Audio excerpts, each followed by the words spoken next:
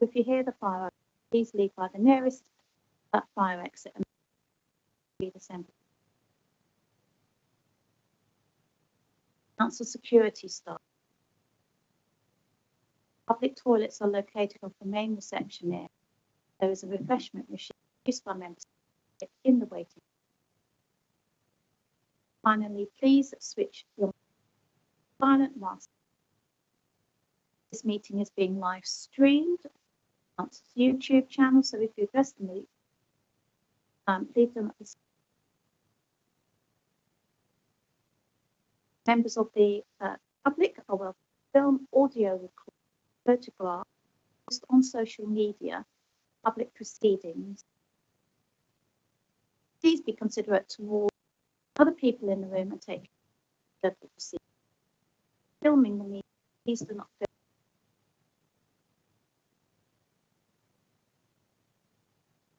You can also connect to our free guest Wi-Fi. During the meeting, members of the will not access the internet except as it relates to the official business. Send or receive emails, text messages, or post on social media concerning the business of the committee. I'd also like to remind speakers to use their microphone speaking as only audio from the microphones captured on the live stream, and not to place their mobile devices next to the microphones to avoid interference. We've not received any apologies this evening, so therefore can we have information of you? The addendum report and members pack have circulated. Are there any disclosure of interests in applications? The first application, Gales Bakery, is in my speak on that item as a away from.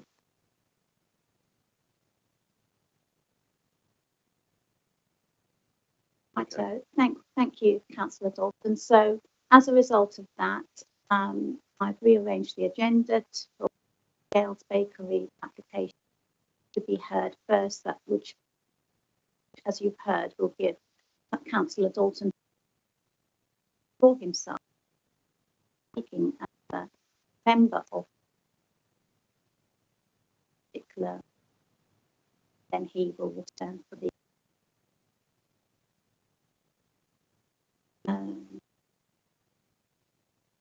can we agree the minutes of the meeting held on the 23rd of October as an accurate record for those members who thank you. So for those of you, oh, I've got an echo. You mean apart from myself? Anyway, for those of you that are unfamiliar with the structure of this a planning meeting, we'll in this order for each application that is presented. The case officer or officers will present the report, outline their recommendations and answer questions raised by the committee.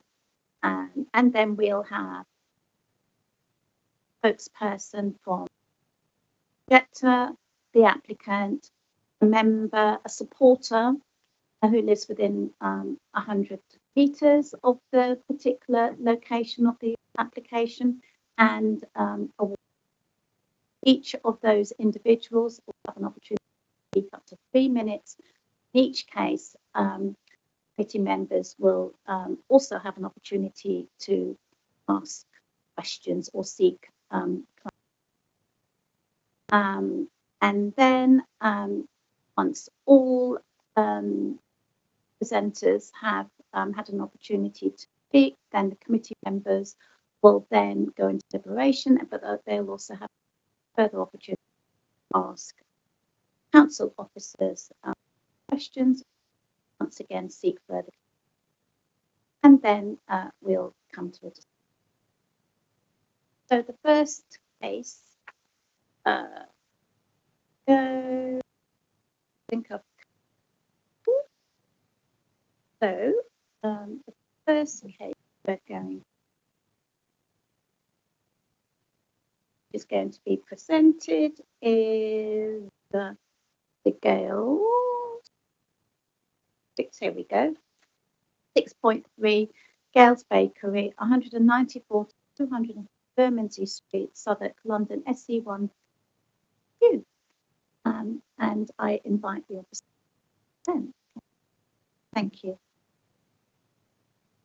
Thank you, Chair. Members' attention is drawn to the addendum, which sets out comments from the applicant's agent in respect to the additional objections received following the delivery management plan, and also to request to consider a starting time of 7:30 instead of the requested 7 a.m. And also the addendum includes additional comments from the environmental protection team, who have stated they did not receive any comments from residents in relation to complaints about the operational noise from the property. They have reviewed again the development management plan dated December 2023, and they consider there should be an additional section in respect to equipment, how the deliveries will be, the vehicles used for deliveries, including the maintenance of the trolleys and additional considerations that could reduce the noise. We also received today an additional objection letter from a resident who could not make the meeting this evening, basically outlining that deliveries were still taking place in the early hours of the morning, but this was for a milk delivery to Gales Bakery and not for the actual delivery of the baked goods, as outlined in the earlier objections. The application in front of you is for the variation of a condition 6, attached to planning permission granted in 2017 for the dual use of the ground floor of the premises at 194 to 204 Bermondsey Street, which has been used as a Gales Bakery since 2022.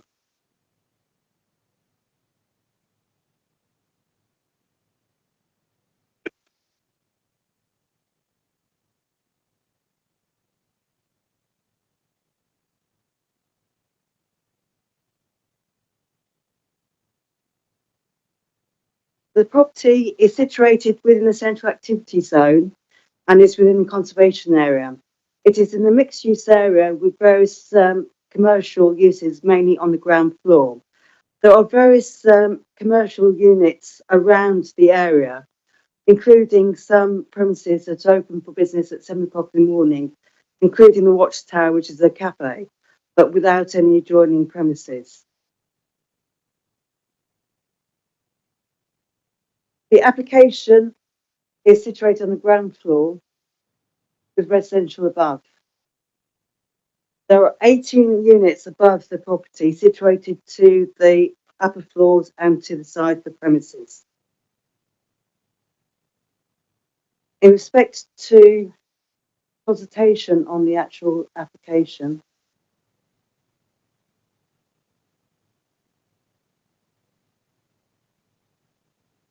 "20 letters were sent to adjoining neighbouring properties and the site notice was displayed.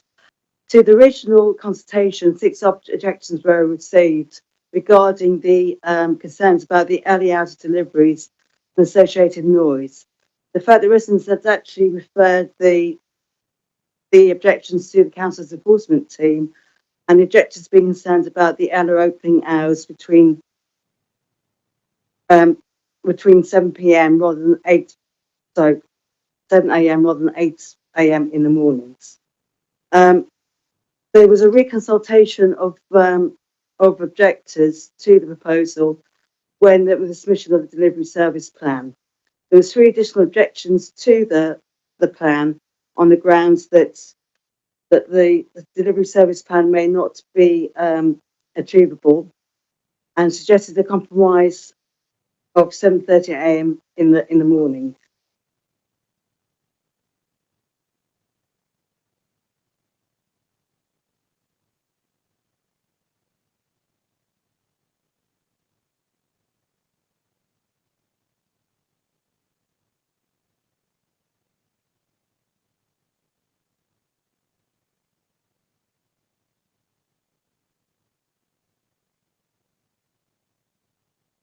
As was mentioned, the Girls Bakery has occupied the site since 2022. They specialise in baking, artisan baking. They have other branches in London as well as Oxford and Brighton. The other bakeries tend to be open at 7 a.m, remaining open till 6 p.m. The applicant wishes for this property to open at 7 a.m. Rather than the approved 8 a.m. under the approved permission in 2017. Objections were received from local residents, and therefore the applicant is seeking the variation of the opening times. In order to allow this, the applicant has considered a condition regarding delivery arrangements. At the present time, the council has no control over what the delivery hours of the premises are. Therefore, they are seeking to control deliveries between, with only with no deliveries before 6 a.m.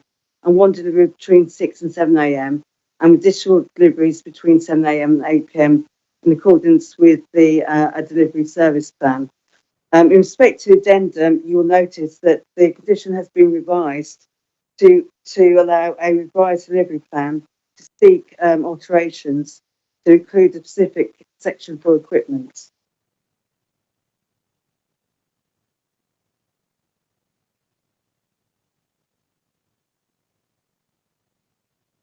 Therefore, to conclude, it is considered that with the ability to actually control the delivery times, it's considered that the additional hour of opening of 7 o'clock to 8 o'clock in the morning would be acceptable, subject to imposition of the additional condition regarding delivery times. Thank you, Chair.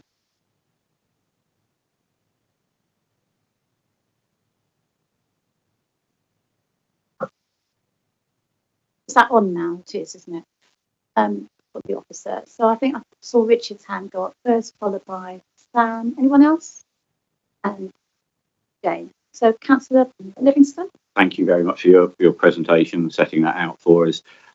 So obviously the application in effect that we bring forward the opening hours to 7, but in change to actually from the change to the delivery hour. Can you just explain, so that I think you said there was no control on that at all with the current application. They can currently make deliveries. Just to understand if that is correct. And also if you could talk us through the process, if there are complaints raised about early deliveries that are outside the agreed times, if we were to agree this, how that process would work. Because clearly that is something that we've got some concerns about how effective that. Yeah, understanding how important it is. Thank you, thank you, Councillor. Yes, basically, when the permission was granted in 2017, we actually conditioned the opening hours, but not delivery hours. So I'm afraid the council has no control over delivery hours. Obviously, the Environmental Protection Team do have powers to prevent noisy activities from being undertaken during unsocial hours. But none of the actual residents have actually went to Environmental Protection Team due to this. However, if members were to agree this additional opening hours of 7 a.m. in the morning to 8 instead of 8 a.m, then we could impose this additional condition, which would allow the council to have some control under planning legislation to control the times of the deliveries, and the fact that they could only have one delivery between 6 and 7, no deliveries before 6 a.m. in the mornings, and no deliveries after 9 o'clock. At the moment, they could, as they're clearly doing, milk deliveries are being delivered to the property at 4 o'clock in the morning. But under the planning legislation currently, we have no control over that. However, if members were to agree to extend the opening hours, we could impose a condition restricting delivery times as set out in the addendum. And if the And if they don't comply with the delivery times, then obviously residents would hopefully alert our planning enforcement team, who would then investigate this by, I assume, carrying out early morning site visits. And also, hopefully, the residents would also go to the environmental protection team to say, well, this is unacceptable at this time in the morning. So I believe that this can be controlled by planning legislation and possibly by environmental protection as well. And what would be the consequence for the bakery if they were found to have been breached?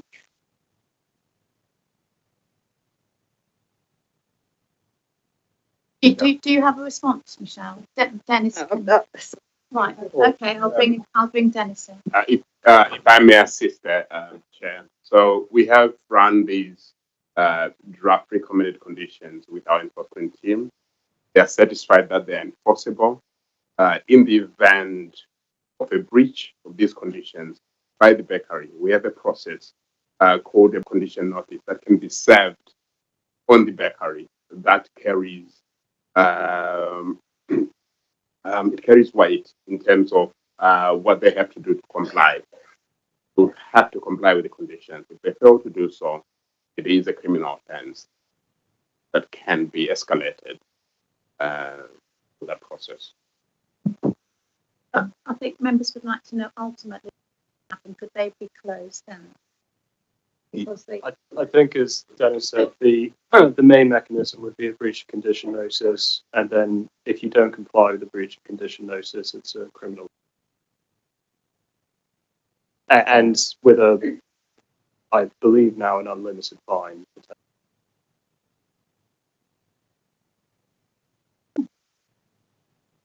Councillor Foster, sorry, Sam. Sam. Thank you, Chair. I had a sort of similar question relating to enforcement, so I suppose that's covered some of it. But I guess something I just wanted to clarify is that the report said that there was no technical breach of the planning control because there was no condition relating to the deliveries, but it also says that there was a breach of the condition relating to the opening times. And so I was going to ask if there was any sanction or enforcement mechanism that was applied in respect of that. Yeah, so when a complaint was received by our enforcement team, a case was opened on the bakery. And then this resulted in this retrospective planning application to vary the hours of opening. There is a technical breach. This process is tried to regularize the breach of planning control. I guess, so just to clarify this, so we had approved a planning application with a condition that they should open at 8 a.m. and then they never did that. It sounds like they always opened at an earlier time. And then on us investigating and discovering this to be the case, the process that we've undertaken is to just change the conditions so that what they are already doing is no longer in breach. Yeah. And I'd just like to finish off that and So, criminal consequence. I suppose my question is, I appreciate that we're now adding an additional condition relating to deliveries, as that seems to be the key thing that's causing disruption to the residents. But I suppose some people might see this and feel that we are not really enforcing our own conditions if our response is to change the condition that's been breached so that what the business is already doing is no longer in breach, rather than pursuing any form of enforcement to ensure that our conditions are respected. My understanding of the process that has led us to this is that permission was granted on the premises, not specifically to Girls Bakery. Girls Bakery then acquired the premises with those conditioned hours of opening, which did not suit their operational model. this has resulted in this current breach. We obviously, that breach was explained to them in formal letters. Then that process was held in abeyance to try to regularize their hours of operation. So this is what has happened to the case. I suppose just to add that the application before you is whether this is acceptable in planning terms, rather than the decision to pursue enforcement action or not to pursue enforcement action before.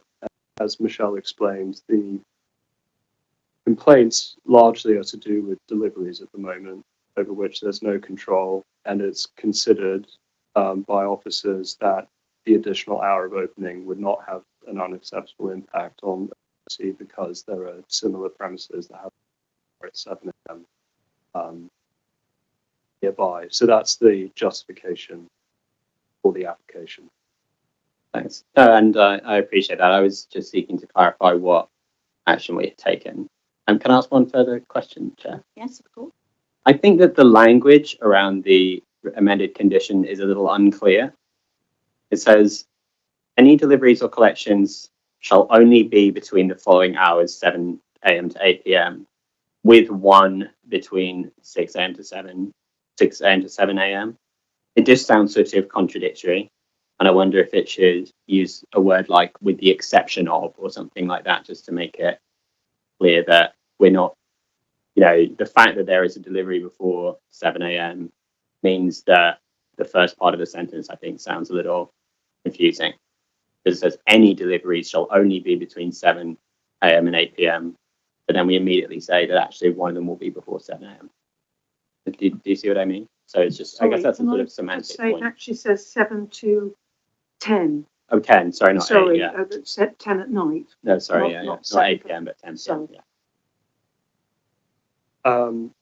I think that's a good point. I agree. So it would be 7 a.m. to 10 p.m. with the exception of one delivery / collections. Yeah, so it's just a minor point there. But it's actually very important. Councillor Salmon? Thank you, Chair. The problem with going third is that 2 people beforehand have asked the questions I wanted to. Thank you very much. Thank you.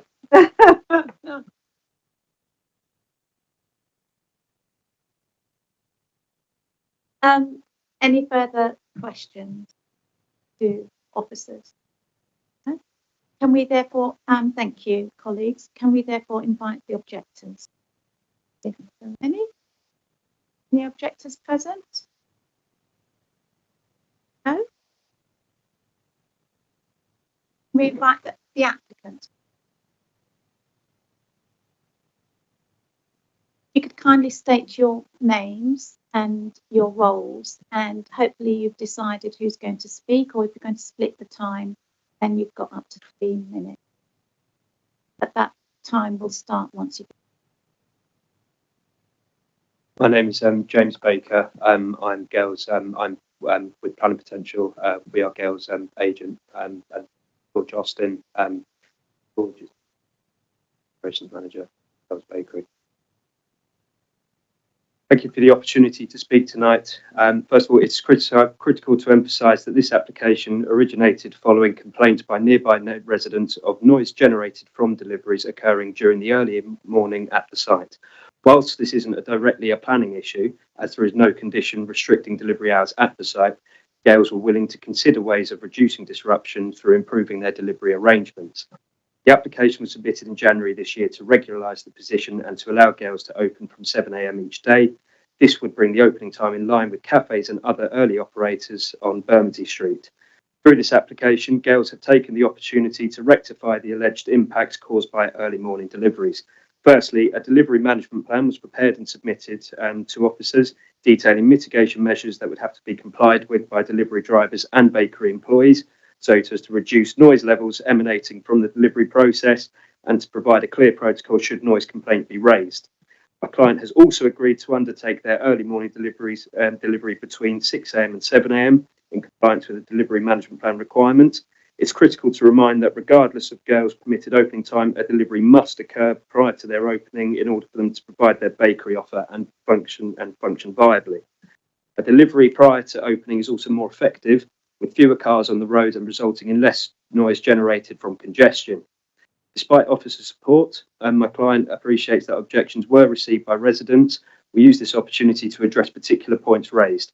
Firstly, in respect of the DMP, we would comment that this document offers this is a document offered by Gales, and through the proposed condition will be enforceable by the council. We would add that Gales operate successfully under similar DMPs at other bakeries within London, and we can confirm their commitment to do so at Bermondsey Street. Secondly, we have provided evidence to officers that deliveries are occurring after 6 a.m. following my client's agreement to proceed on this basis. Any other suppliers' deliveries will occur after 7 a.m. and this has been agreed with Gales. We of course appreciate that the site has been subject to sensitive issues surrounding noise generated from early morning deliveries. We too are grateful for officers and that they've been open to suggestions of compromise by permitting deliveries after 7 a.m. in compliance with the DMP in order to regularise site operations. Gales too have been working to this arrangement since it was raised by officers, and members will appreciate that Gales have worked hard to reach a compromise on their delivery times to minimise disruption, but also the fact that this is a commercial unit that needs to work operationally. We therefore respectfully request that members support their officer's recommendation to approve the application accordingly. Thank you for your time.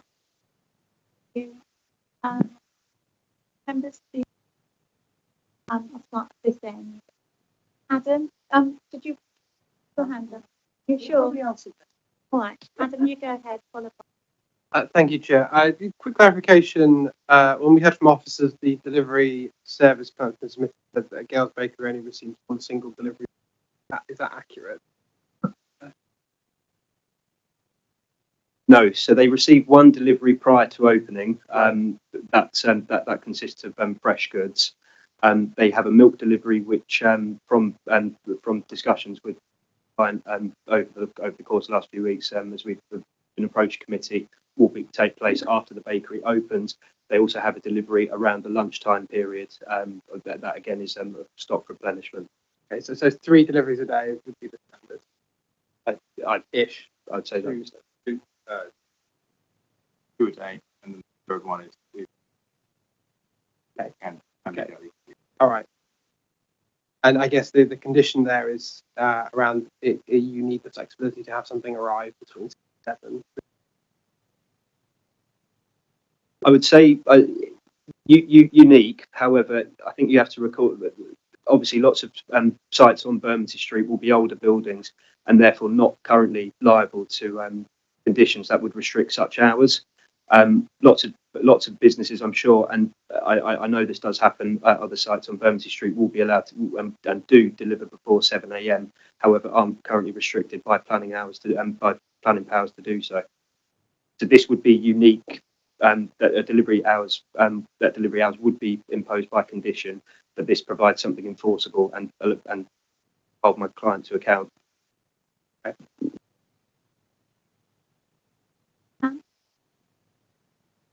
Thanks. I just wanted to check on. So the way that you sort of framed it in your statement, I don't think was accurate, because you're saying that the application had come about as a result of a kind of a recognition of the issues caused to residents and so on. But the relevant part is that you were in breach of a planning condition relating to the opening hours of the bakery.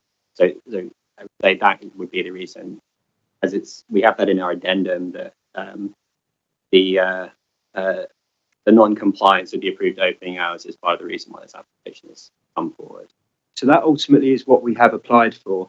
However, the reason that this was brought to light by our client, and indeed why we first had contact from the environmental health team, was because there were early morning deliveries taking place at the site, and there was noise and nuisance occurring from those. So originally, the environmental health department got in touch with Gales and myself over the noise generated by the deliveries that were occurring. It then came to light that Gales were opening at 7:15, which and 7:30 on the weekends, which was in breach of the planning conditions. So whilst obviously we submitted this planning application to rectify the position, it was first brought to light as a result of noise and as a result of noise from deliveries. Can I just ask, okay, were you aware of the planning condition? Perhaps this is more a question for you. When you determined the opening hours of the bakery?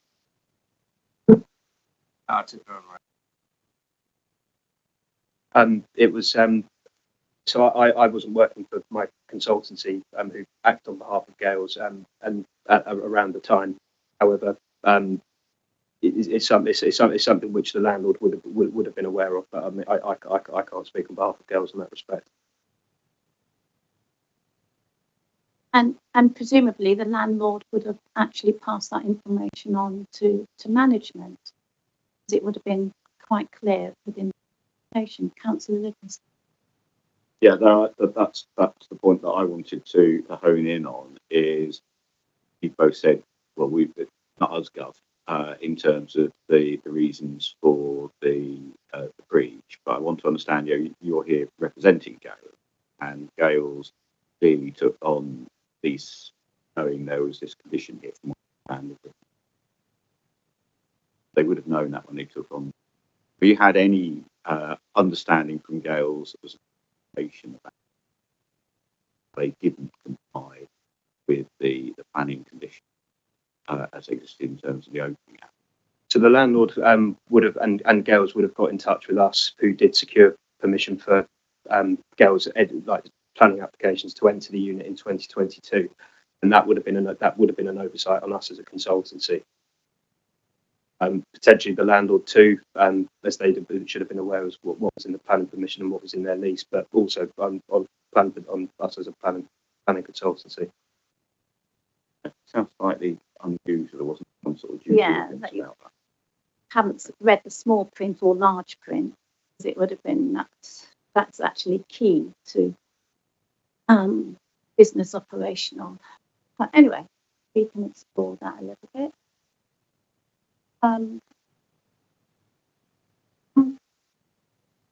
Because this is called between Gales and their immediate neighbour, if we were minded to let you do these new hours, could you do something about making sure that people above can contact you if they think something is, being delivered noisily, so that you mend some of these bridges? And the other thing I want to ask you, apropos of nothing really, but are your vans that do the delivery, are they electric? So to answer your second question first, they're not electric. Well, they should be. I agree. In terms of the first question, I'd been contactable, so I think it was late spring, early summer. The residents called and I attended with the bakery manager. I gave them all my contact details. I've been contacted a couple of times. There was some rubbish left out. I was contacted the weekend. I responded immediately and sent a team out to clean up not only our rubbish but everybody else's rubbish in the area. It was done within the hour. I've been contacted a couple other times around the noise of milk deliveries, and I've chased it up. Jake and under contention, working hard to make sure it's not just. I would also like to add as well to the delivery management plan submitted with this application. So the planning condition, should the application be approved today, would require any delivery to take place under the provisions of delivery management plan, and also at section 6 of it we provide contact details so should there be any complaint made.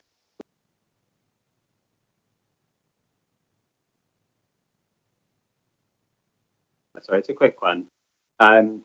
The milk delivery occurring after the bakery opens, how much of a change is that from the operation, the normal operation and the operation of the other bakeries? There's reference here to milk delivery at 4 a.m, so it sounds like it would be quite different to have it delivered several hours later.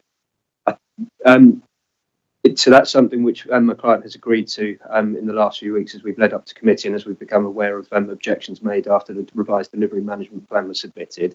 I think the other thing to consider is that, so we've agreed, so what we agreed with officers was one delivery between 6 a.m. and 7 a.m. to bring forward to the committee today.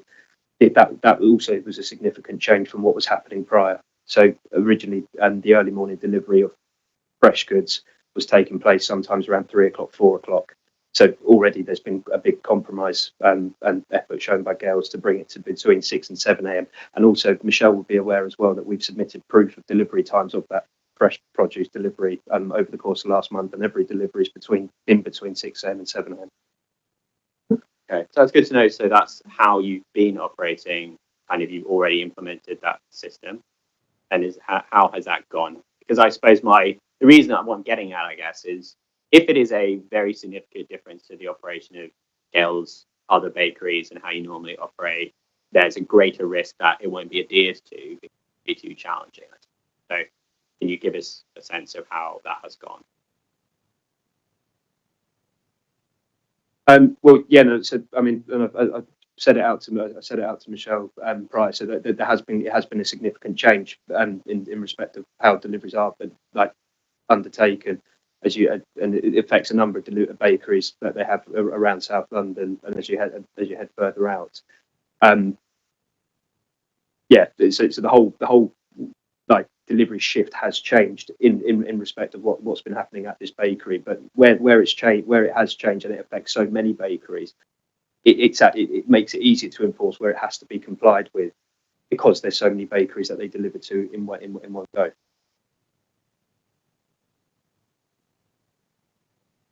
I'm a bit perplexed because if that was the case, that wasn't a pattern of delivery that you were practicing before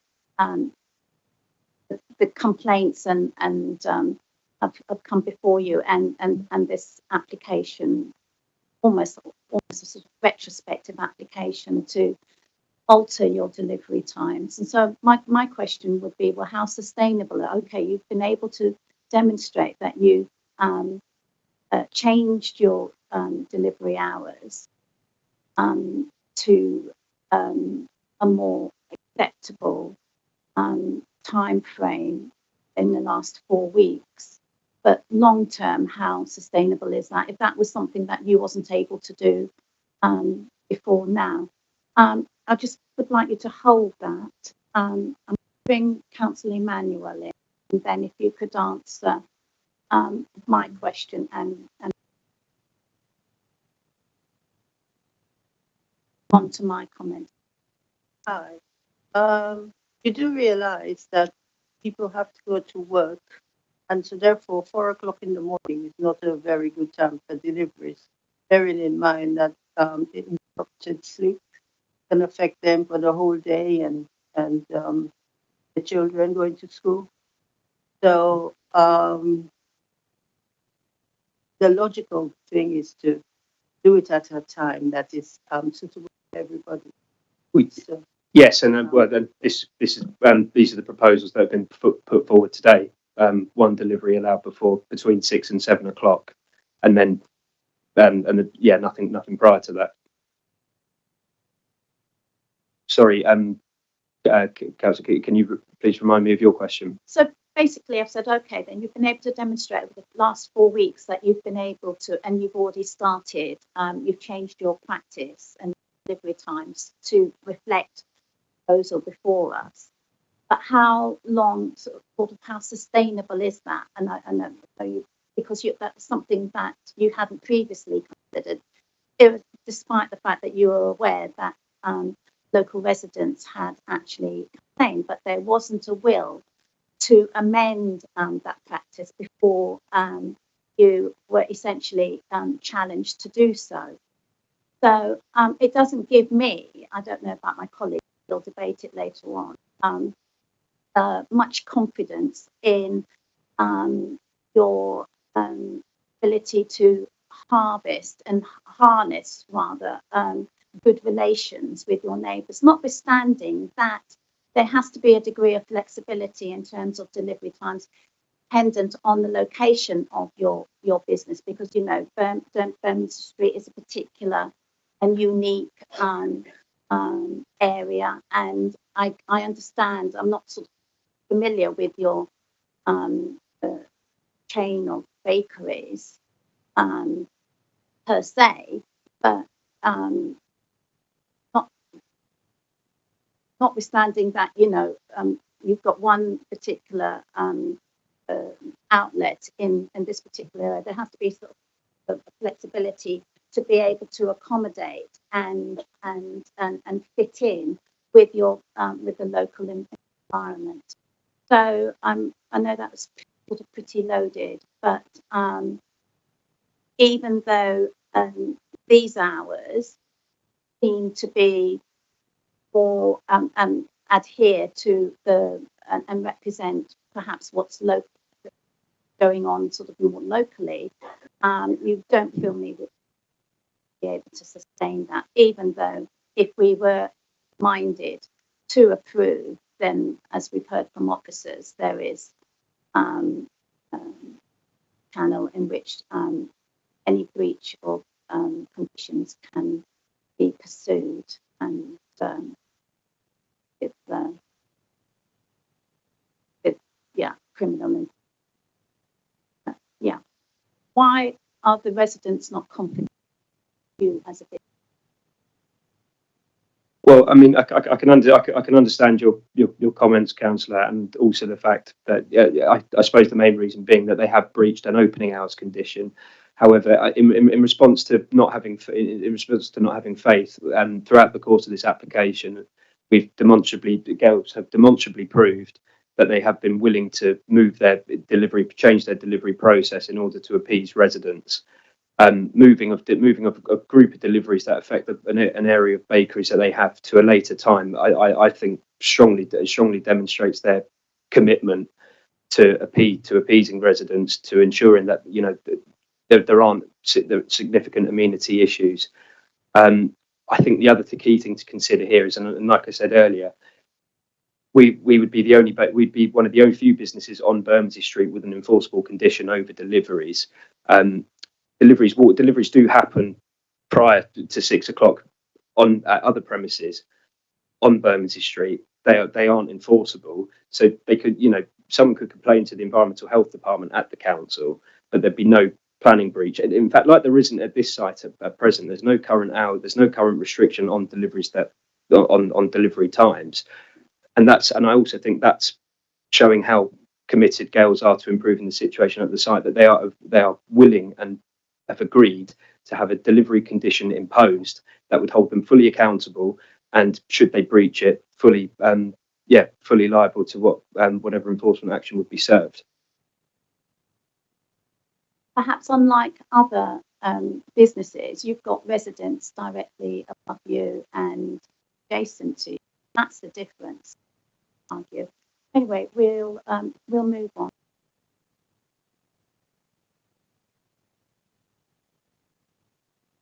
Colleagues, have you got anything?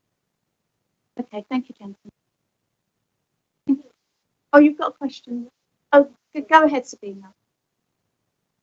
In the interest of goodwill and community, have you ever thought of, if we approve everything, and you're working there, to call up every 6 months, ask the residents what they think, how you doing, so that you don't end up breaching?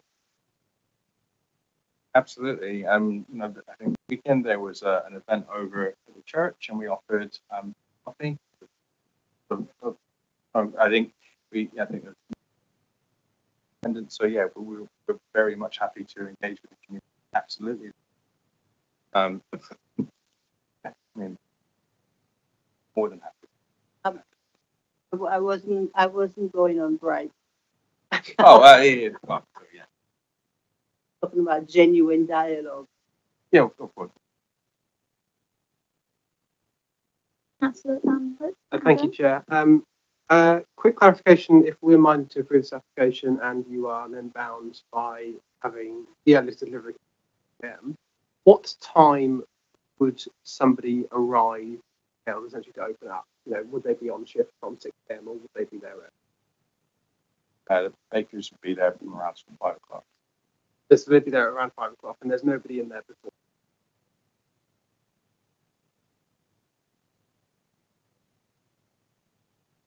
No, thank you, gentlemen. Thank you for the opportunity.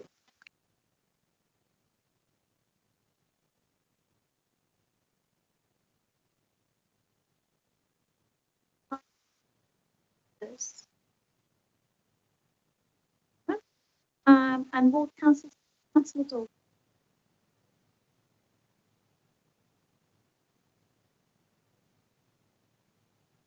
Introduce yourself and then you'll. Thank you, Chair. I'm Councillor Sam Dalton, Ward Councillor for London Bridge and West Bermondsey. But I think as Ward Council, there's obviously the balance between supporting businesses and looking after residents on a street like Bermondsey Street, and we want to get that balance right. We're very happy to welcome a diversity of businesses to this street and to welcome Gales to the board. But there does need to be that trust between residents, businesses and the council as well, and the planning committee in particular. The things that have, I think, undermined that recently have been, of course, the opening of Gales quite significantly long time before 8 o'clock, which was actually the planning rule that was set. And then with residents, obviously, there have been these reports of noise, disturbance as early as 4 in the morning. Residents saying that this has lasted between 10 and 15 minutes at that time of day. There's, one particular resident has written in the pack circulated today about even noise and disturbance at 3:40 a.m. And 4:20 a.m. on particular occasions in July and September this year. I appreciate what the applicants just said about engaging with residents, for example, at some resident meetings, but other residents have said that their concerns haven't really been dealt with when they.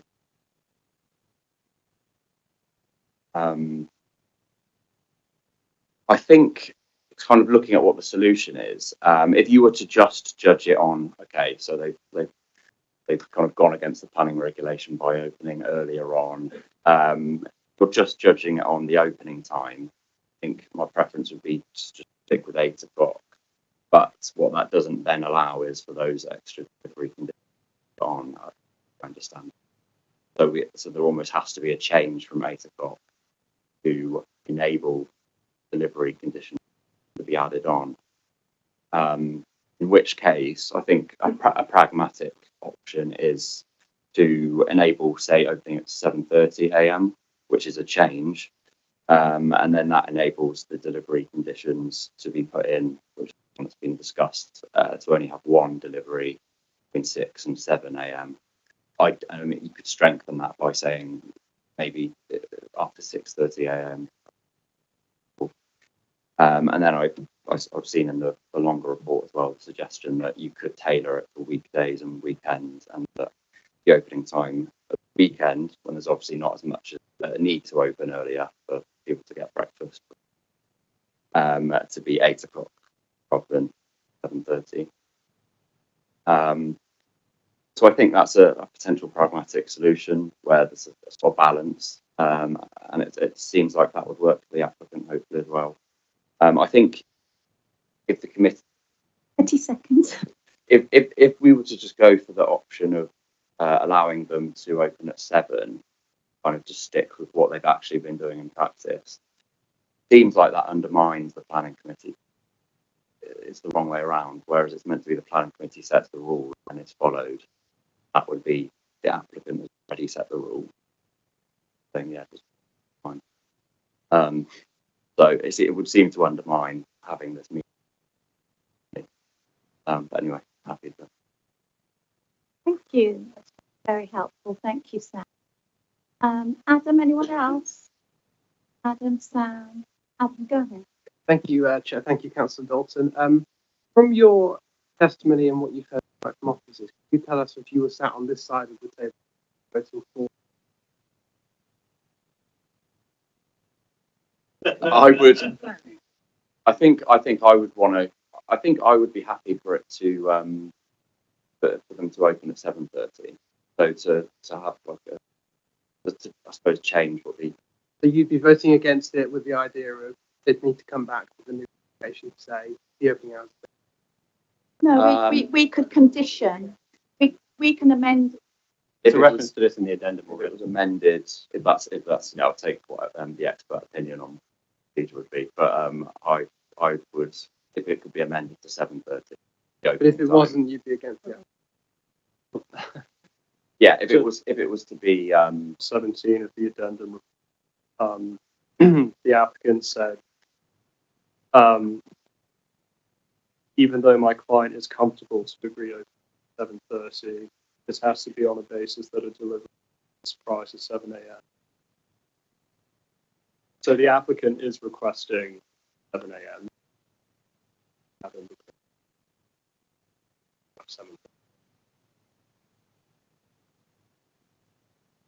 And Sam was suggesting a 6:30, between 6:30 and 7 to 10. 6:30 rather than 6. I suggested that could be one way to strengthen it. Yes. Yeah. Okay. We'll hold that. And Sam, any further questions? And do you have the confidence that whatever, if we were minded to amend the condition, that the applicant would actually adhere it? And do you think that there is generally a goodwill to mend and heal the relationship between the business and local residents? Yes, I think we've had some positive steps being outlined already, changing certain delivery ready and they clearly have spoken to some residents. So I think there is a. And how involved have local councillors been in facilitating that process? Have you had much dialogue with the applicant? Not a huge amount with the applicant. Is that something that you but very would open to that, and yeah, to ensure and build that trust? Yes, I would be very keen to do. Act as a mediator. Yeah, what? yeah. It's keep an eye on adherence. Okay, that's helpful. Thank you. Thank you. Righto. Okay. So, all righty. So, go ahead. Just a matter of clarification. So throughout the report, it talks about delivery, and indeed both the substantive report and conditions you've been given in the appendix talks about the deliveries being 7 till 8, with one delivery collection between 6 and 7, as we discussed the rewording of that. The addendum report we have at paragraph 23 says between 7 and 2200 hours. So I just wanted to make sure that was a mistake, and it really should read between 7 and 2000 hours. So just to confirm that. Yeah, that's correct. Okay. Just to make sure we're all clear about that. And so if we're to agree that condition, we're not accidentally giving an extra couple of hours.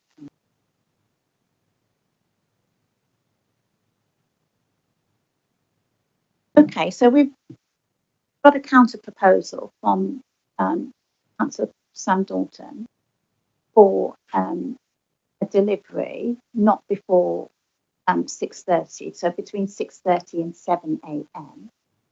Yes, and then thereafter between so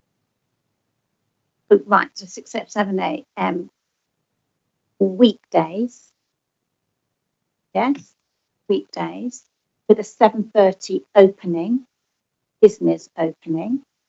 Okay, and then at weekends 8 a.m. Opening, Saturday and Sunday.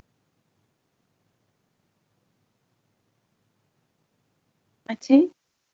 Is that something that members are happy with? Hi, Chair. I'll be honest with you. I think it's a little unfair when all the other businesses are not restricted by the times they deliver and are opening. There are coffee shops, as we know. Bermondsey Street has got lots of coffee shops, and we would. I understand, and trust me, I've sat on a licensing where a business was open till 4 a.m. They were meant to close at midnight. They genuinely haven't noticed that they didn't have the right to be open till 4. But I just feel that asking them to get a window of half an hour, and anything can happen. They're in central London, and the business might get there a bit early. And what they just sit and wait. Maybe they're doing their rounds. I just think giving them an opening of an hour seems fairer than restricting them to half an hour to get things. I just can see that being a difficulty. I mean, does the van just park up the road and wait until 6:30, or does it go to other businesses and then say to this Gales, "Really sorry, mate, was there early, not allowed to deliver, so I went to the one at the Elephant Park, and now I can't come back to you for another hour because I'm doing." And I know they're part of a big business. Just feels when everyone else is just happily getting deliveries at whatever time they like. And I know that what they've done is incorrect. I understand that. They've set up they've done it to themselves. But it just feels a bit too harsh. Okay, that's okie dokie, but they haven't fostered those relationships, and there might be other businesses along Bermondsey Street, but they don't have the complaints of the local residents. Local residents specifically have complained about Gales, so you need to bear that in mind. But I hear what you say. Thank you, Councillor Salmon. Councillor Foster.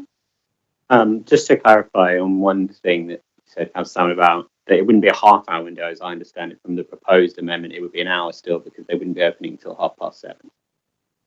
But it sounds like I appreciate what you're saying in the sense that it's disruptive. That's it, yeah. 6:30 to 7. I was wondering if officers could clarify at all on the question of deliveries to the other units in the vicinity, whether it as a part of the investigation into this question, it was determined that there are other very early deliveries, and that the reason that we've sort of focused in on this one is because of the breach of the planning condition with respect to the opening time, or another factor. In other words, how material of a difference is it to the experience of the residents? Are they disrupted by other businesses equally early in the morning? Is the report does sort of suggest that this is the case, as Councillor Salmon was saying. So I don't know if we can be provided any clarification on that one. I'm sorry, Councillor, we didn't look into deliveries with respect to other units in the area. There's lots of historic units there that basically have been operating for some time, that didn't originally have the planning permissions where we could control the hours or the deliveries. As I understand it, the two cases mentioned in the report have no delivery times included, but they open at 7 o'clock in the morning. We did speak to the environmental protection team, who seemed not to be aware of any other units that have had issues regarding noise and deliveries. So it's not something I've got the information on the inspected deliveries. The application in front of you was for the extension of the hours. So I'm afraid officers didn't really look at delivery times. But just one quick follow-up on that, because the applicant's response in the addendum, or the comments from the applicant in respect to the additional objections that are raised, they say, it is our understanding that complaints are not only related to Gales, but also other commercial operators in the vicinity. So from what you're saying, it sounds like we don't have any information on that remark. Basically, we don't know whether that's the case or not based on our own knowledge of the area. Yeah, that's the case, Councillor. Yeah. Is it possible? I'm sorry to sort of harp on this bit. No. Is it possible at all that the applicant could clarify what and where they got that information from? I suppose that the complaints relate to other commercial operators, not just themselves. Could we ask them that? Okay. Okay. Could you come forward, Mr. Baker and Miss Austin?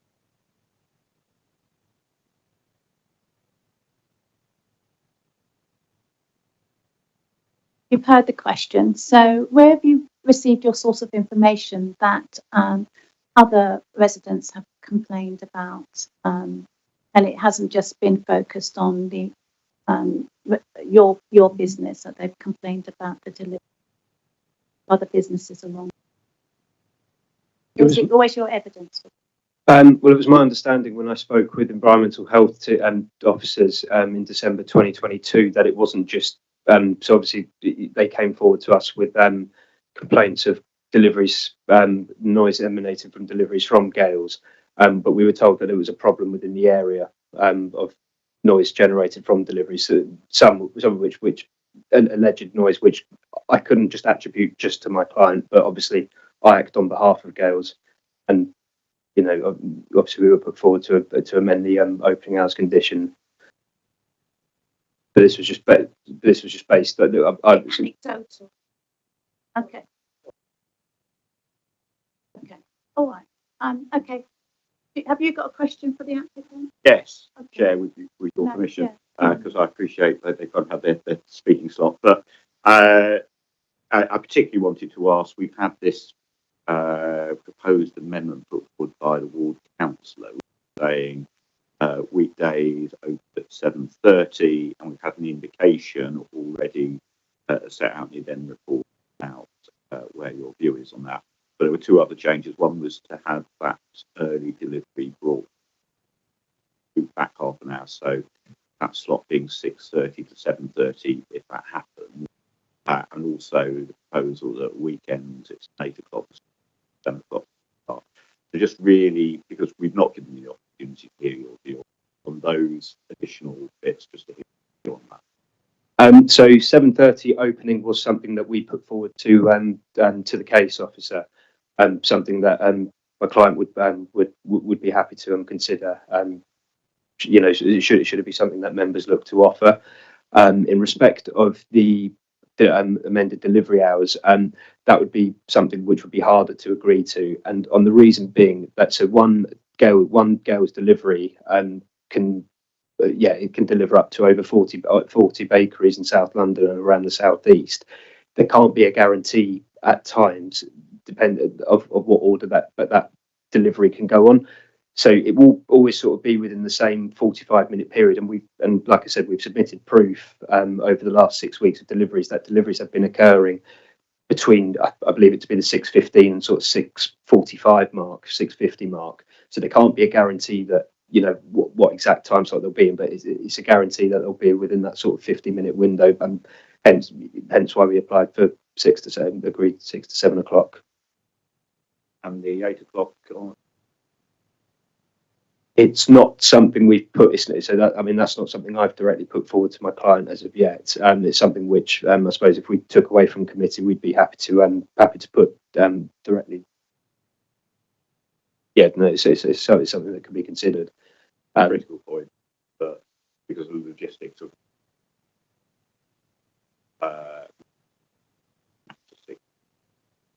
7:30.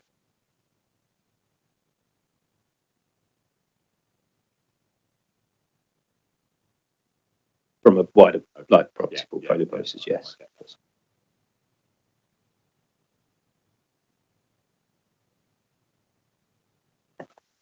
Would that affect the employees in any way? It would affect employees at a bakery where purely their starting times. So somebody is at the bakery to receive a delivery, but it would be purely in respect of timings.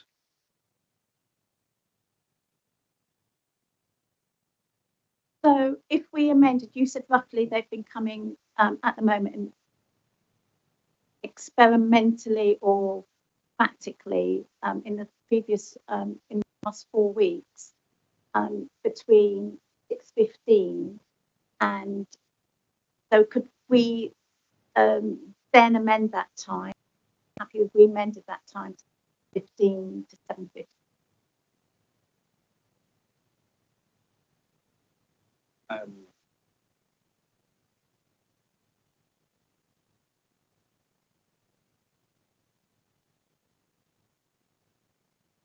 I think probably we just. Yeah, well, yeah, I agree. Any further questions? Okay, thank you very much, Jen. Thank you.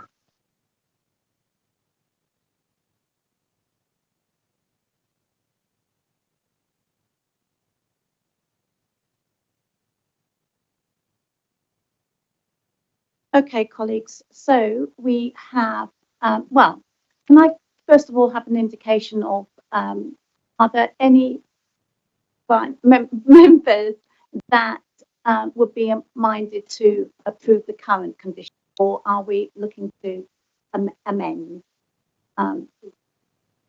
What about you? I'd happily approve the current. I do have a question. Oh. Well, no, ask it now. So something the applicant said was around the ground delivery and does not apply to other. Could you confirm to the best that is the case? No other business bound by this. So, Councillor, I couldn't confirm. We don't know if other businesses have this condition. If it is a new condition that we were minded to put in, I'm wondering, are there any or impacts on other businesses? I get for the context of this other applications are setting. I don't think it would be setting a precedent, particularly in merits businesses.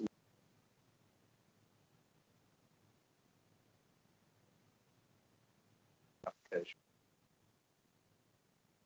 For applications in the future, so might be. And I don't. As you know, each planning case is decided on that one. Thank you. I guess in which case I'm minded to approve the application out to the. I'm at least don't have. We don't seem to have that delivery time. Okay, thank you. Sam, you've got. Okay. Dave. Yeah. Just a point of clarification. I've dealt with similar applications, bakeries, businesses like this. I know in 2017 is something we commonly attach now. So it should be attached to new applications which regularly. Thank you. So, Sam, Richard. I know we've talked about this for a long time, and it's, we've fixated on single conditions. That's the nature of this application. I don't want to delay. I just wanted to give my general thoughts, just because you were sort of asking how people thought about it. I do think there's a risk of sort of quibbling a little bit. For me, I think the core problem is the way that this is operated through the planning process, where a planning condition was set, flaunted, kind of in a way that there must have been knowledge of that. And I suppose the concern, I don't know how that planning committee went, but I would be surprised if the difference between 8 a.m. and 7 a.m. was a huge point of contention in that initial discussion. I mean, perhaps it was, but it's, for me, it's less about the 15 minutes here or there, whatever, and more about the fact that the condition wasn't respected, and the consequence of that has then a process led to basically regularize the breach rather than some other thing. So I understand that's not the discussion we're having, but I think maybe that kind of, that the nature of that is maybe part of why we have gone quite back and forth, and why we want to press the applicant on a couple of things. On the actual kind of merits of this, it sounds to me like the key problem is the deliveries, not the opening times. So the sort of slight pushing on that doesn't seem hugely consequential. And the difference between 4 a.m. and 6 a.m. I think is quite significant in terms of when the deliveries occur and like the disruption to people's lives. So I would probably go, just personally, I would probably go with the 6 a.m. to 7 a.m. delivery. And I think it's fine as well to have the opening hours moved to 7:30 from 8, as the client has agreed to do that, and that seems reasonable to do. It's only a half-hour departure then from what was in the planning condition. So that would be my suggestion. I just feel that we may be kind of quibbling a little bit over slicing half an hour here and there in order that we have an impact. But I think the biggest change is probably the 2 hour, moving of the deliveries initially. And my main concern then going forward is more like enforcement and whether the conditions that this committee sets are subsequently respected and whether we actually follow up and check on things of that nature that are beyond the scope of this specific discussion. Thank you, Richard. I start where Councillor Foster ended, which is I think we ought to be agreeing a slight amendment to the application, which is to be open forward to 7:30, given that the applicant has indicated that they accept that. I accept the other issues about weekend opening and the delivery times is something that I think the applicant's agent can feel confident to be able to give us an opinion on today. So I think it's harder for us to do that, but given they have clearly indicated the 7:30 is reasonable, I'm happy to second Councillor Foster's amendment on that basis. And it has been, as Councillor Foster said, I think it's been interesting because as I think, and I've sort of toed and froed a little bit on this one because clearly I think all of us are concerned about the breach there has been and the fact that this has only come forward as a result of that breach. However, I do think the new conditions give more certainty than the current arrangements have and give us something that we've got stronger enforcement power than the current arrangements have. And so therefore it's an improvement on what we have currently. I think we do also need to be reasonable in our decisions. So despite our concerns, I think we do have to look at the fact that there are other businesses operating on Bermondsey Street at similar times. And I think we need to think about if we were to refuse this change, is that a reasonable decision given the context of what's happening around in other businesses? And finally, I've known Bermondsey Street for about 31 years pretty well, and back 31 years ago, this was this end of the street. There has been significant change in the area from very heavily commercial to a mixture of residential and commercial, and there's that challenge, isn't there, with these changes and more people living in the area, that mix between residential and commercial, right? So this is an object lesson in that. I think we do be looking at the context as a whole in the area. I think the solution as put forward and amended by Councillor Foster is probably the right place to. And Adam, you wanted to say something else? No longer relevant, Chair. Righto. So to bring forward the opening times at weekends at 7:30 a.m. Correct? Right, is that what we're saying? Right. 8 a.m. at weekends. No. Retain it at 7:30. And the rest in terms of the delivery times as on paper. All righty. So we've captured and just to make sure that the typo. Yes, just to confirm, so it's the condition in the addendum with the typo fix to Councillor Foster's suggestion with the exception of, and also 8 p.m, 10 p.m, and then the proposed opening time will be 7:30 a.m. every day. So I think that's the proposal. That's the proposal. Do I have a second there? Well, Councillor Foster. Therefore, colleagues, all those in favour? Right, that's carried. Thank you very much. Would you like a quick 5-minute comfort break? All righty. Thank you, colleagues.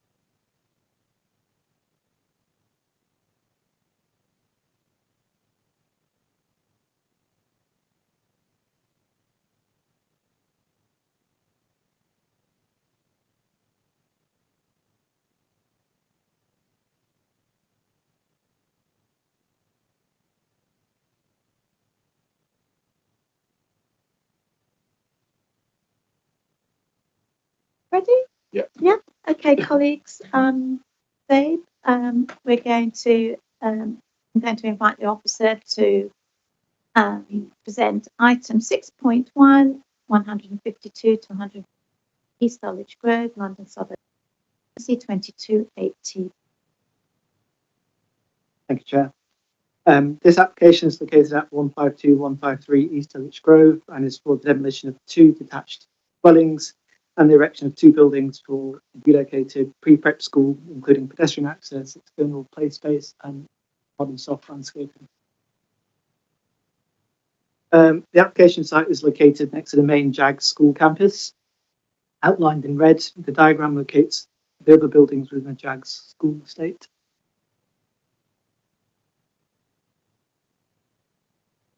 JAGS itself comprises of a number of educational buildings of different architectural styles, reflecting a timeline of development spread across the campus.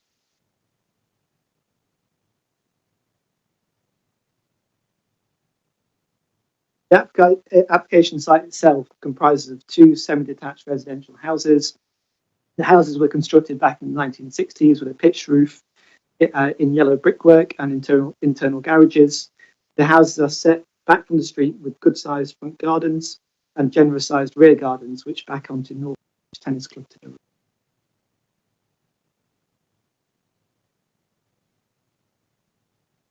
right. Here are some photographs of the residential property site.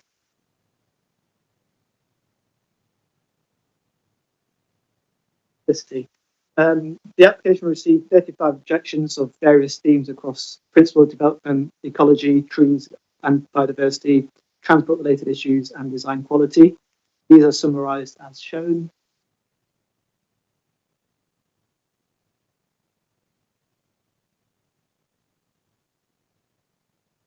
Moving on to the principle of development. The site is currently in residential land use, and the proposal seeks to replace this with educational F1 use. Policy H8 of the London Plan states that any loss of housing should be replaced by new housing at the existing or higher densities. Furthermore, Policy P3 of the Southwark Plan states that the net loss of existing housing would not be permitted except where existing location and standard of accommodation unsatisfactory or cannot be improved.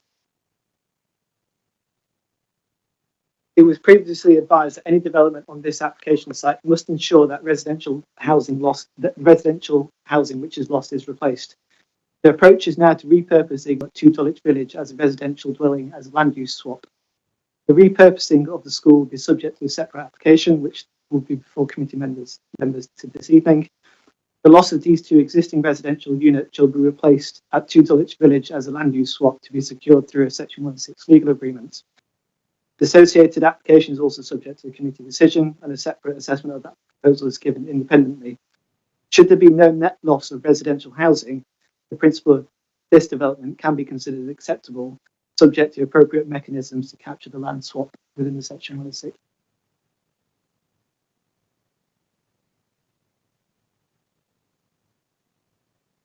The pre-prep school for students aged 4 to 7 years old will encompass a 3-storey main built teaching block and a separate double height hall and its associated catering and storage facilities, creating 1,200 square metres of F1 use. The design has been developed through an interactive process to meet the educational needs and operational needs of the school. The proposed floor plates are considered to be appropriate and logical for a modern pre-prep school for children, demonstrating a high interior quality and good outdoor amenity space. There will be up to 15 full-time staff members and 10 part-time staff members on site. The development can accommodate up to 120 pupils, 13 more than the existing at 2 Dulwich Village.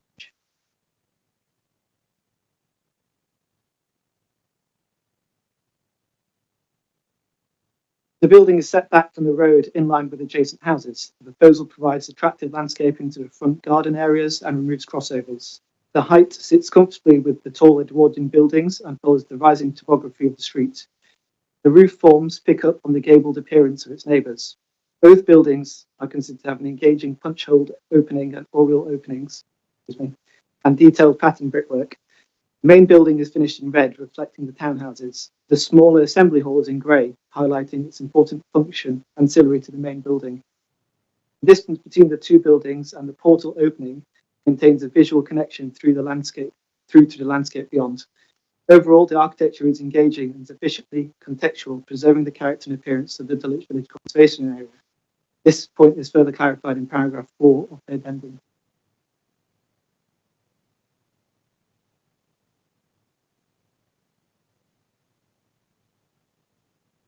The arboricultural impact assessment has been reviewed by the Council's urban forester. The report identifies 55 trees, and the proposed development would result in 31 trees being removed to accommodate the building and wider landscaping. The loss of these 31 trees would equate to approximately 85 semi-mature trees having to be replanted on the grounds of JAGS within the blue boundary ownership. Any such permission shall include conditions and planning obligations to ensure appropriate tree planting mitigation is provided.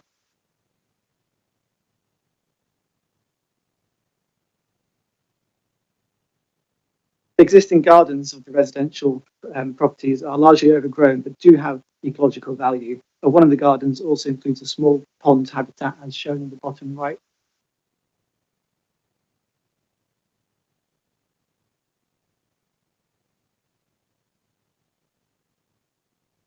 The current application does not trigger the requirement of BNG under Schedule 7A of the Town and Country Planning Act, as it was submitted to the Council before the implementation date of the 12th of February 2024.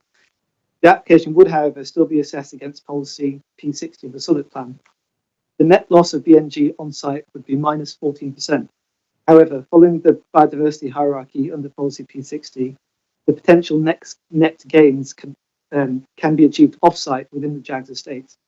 The loss of the pond cannot physically be re-provided on this site. However, it has been agreed that the shortfall of minus 14% will be mitigated off-site through planning obligations or as a financial contribution.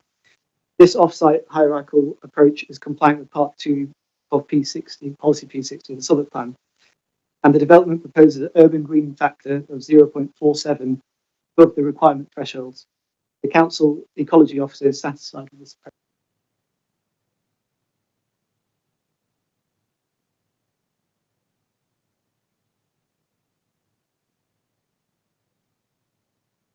The Dulwich Village CPZ controlled parking zone consultation has been completed, and the CPZ is intended to be implemented in the first quarter of 2025.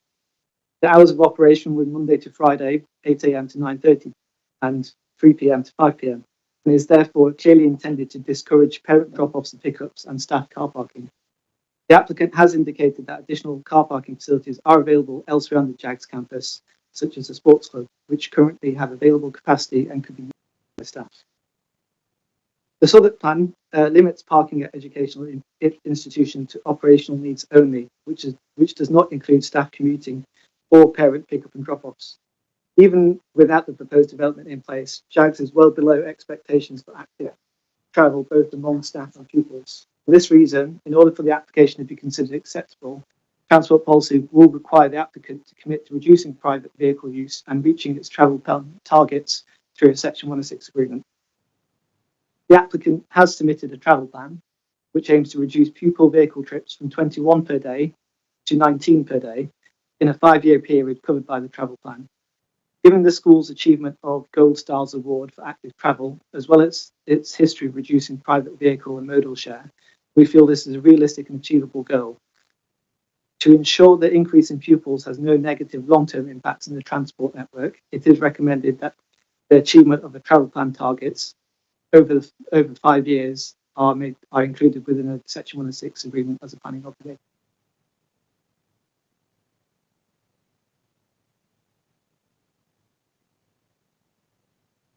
It is recommended that planning permission therefore be granted subject to conditions outlined within the report and the agreement of the Section 106 legal agreement for the outlined planning obligations. Thank you. Happy to take any. Thank you, Zaid. Any questions for Officer? None at all? No? Thank you, Chair. The two houses at the moment, do people live in them? Is it the teachers that are living in them?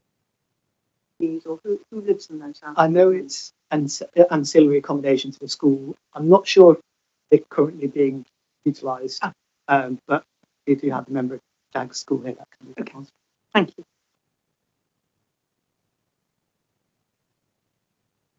Thank you, Chair. With the housing element of it being provided, the other part of the application, isn't it? With the Section 106 agreement to make sure that happens, are like time limits. How do we make sure that that housing is provided within a good amount of time? Obviously, in the end, there's not that loss, but on that good time, I suppose. Of course, I'll defer to the officer. It would depend on the specific drafting of the 106 agreement, but most likely it would be linked to occupation or use. So, for example, the new school could not be used until the residential dwellings are occupied, or the school isn't used until the residential dwellings have been completed, or it would be linked in that way. Okay, thank you. Who else? Richard, go ahead. Yeah, I've got a couple, Chair, if that's okay. The first one was to do with the travel plan and modal share in paragraph 71 of the report. It was really to understand, because obviously there's an assumption that if the school does all the right things, then the level of car usage might reduce. And I just really want to understand how that would be monitored, how, what weight we should be put onto that. It does feel a little bit like, well, if everything goes with a fair wind, this might happen. So just really want to get a bit more assurance about what we would be doing to monitor that, and what comeback there is if that was failed to be, if they couldn't meet that. Yeah, and just because I've made a note of that as well, and how could we? Because there is a suggestion by the applicant that they, if required, they could use they've got the capacity for staff to use the sports club car park. So how can we sort of again ensure that they do that, given now that we're in the sort of CPZ? So yeah, and that's connected with the travel proposals. Sure. My transport colleague's not here, so I'll try and answer as best I can. The travel plan will include monitoring and reporting requirements at specific time periods. As far as I'm aware, that's within the Section 106. So then JAGS, the school, will have to report to the council on monitoring, so active surveying of the travel plan. And I know they work with the council's active travel coordinator for schools. And answers. But it sort of does. I guess the question is, if we give them planning permission, they comply with the monitoring, but we find in 5 years' time, when that monitoring comes to an end, that the volume of car usage hasn't reduced at all, then I'm struggling a little bit to understand what comeback we have as a local authority on the fact that that's not been successful. But just really understand the consequences of that. Reach that. Michael, are you getting in line? Well, ultimately, the main way that you enforce the Section 106 agreement is securing an injunction in court. In this case, that might prove difficult because it's not requiring certain works to be carried out necessarily. The drafting could potentially include financial penalties for failing to meet certain targets. That would obviously have to be agreed between the applicant, and I'm not sure if that's been raised as a possibility. So yes, usually a Section 106 agreement is enforced via injunction, or an agreement can be drafted in a way to provide for certain payments or penalties if targets aren't met. But that's ultimately, of course, a matter for be agreed or not. So that said, do we have any powers within our deliberations and and this committee to be able to pose that as a condition? It couldn't really be proposed as a condition. Obviously, if you were minded to grant, it would be subject to the completion of a Section 106 agreement. And you could indicate what you would like to be included in that Section 106. That's helpful. Thank you. Any further questions? Yeah, no, Yeah. the second area I wanted to look at was about the ecology report, because I sort of hear what officers are saying, but the removal of 31 trees and the habitat in terms of the pond does feel like quite a lot to be going. And whilst I sort of appreciate the suggesting you can plant some new trees somewhere else, yeah, destabilise an existing sort of ecosystem and planting some trees somewhere else and hoping that that will re-establish that does concern me a little bit. So yeah, just to understand a little bit more about that assessment, really. Notwithstanding, there's a suggestion that there could be hedgehogs present, Yes. and the loss of a specific habitat, i.e. the pond, which is not going to be replaced. So I agree. I have that down as Firstly, I'd say none of the trees on site are TPOs, so not protected in any way.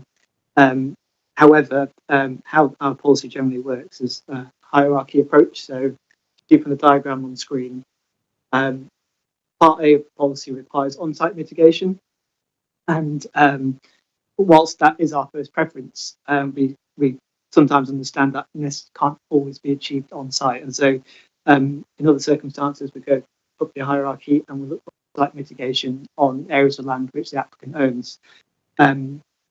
So the minus 14%, we're quite confident that they could make up that shortfall and provide a net gain across the JAGS campus. It is compliant with policy. It's not our first option, and whilst I appreciate the loss of 31 trees and the pond isn't necessarily preferable, it is obviously considered against the planning balance of the benefits of the scheme more widely. And whilst this policy might not have our first preference of on-site mitigation, it does provide suitable off-site mitigation for us to be satisfied that the overall scheme is still okay. So I didn't get this. Forgive me if I've overlooked it. So what would be the financial contribution for the? We did briefly discuss this. We're quite, firstly, before I answer that directly, we are quite confident that the shortfall can be provided off-site within the JAGS campus. If for whatever reason that can't be provided, whilst we're still confident it can, financial contribution would be the calculation set out in that SPD. So I don't have the figure, but we'd have to calculate number. We'd have to calculate the biodiversity, which isn't offset, and calculate it from that. So whilst it might be minus 14 now, it might be that could reduce minus 3, and they need to provide off-site mitigation, and it's just that shortfall. And how is that going to be monitored to ensure that we provide?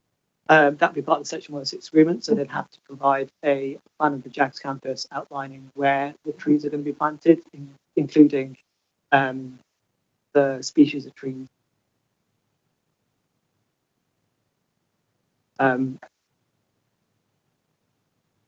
Could you say a little bit more about the sunlight daylight and how that affects the neighbours? If you refer to page 29 in the report, and just talk us through results.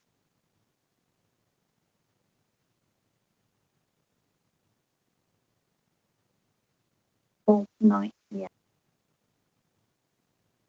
18 and 19 at the bottom, 29, 30 at the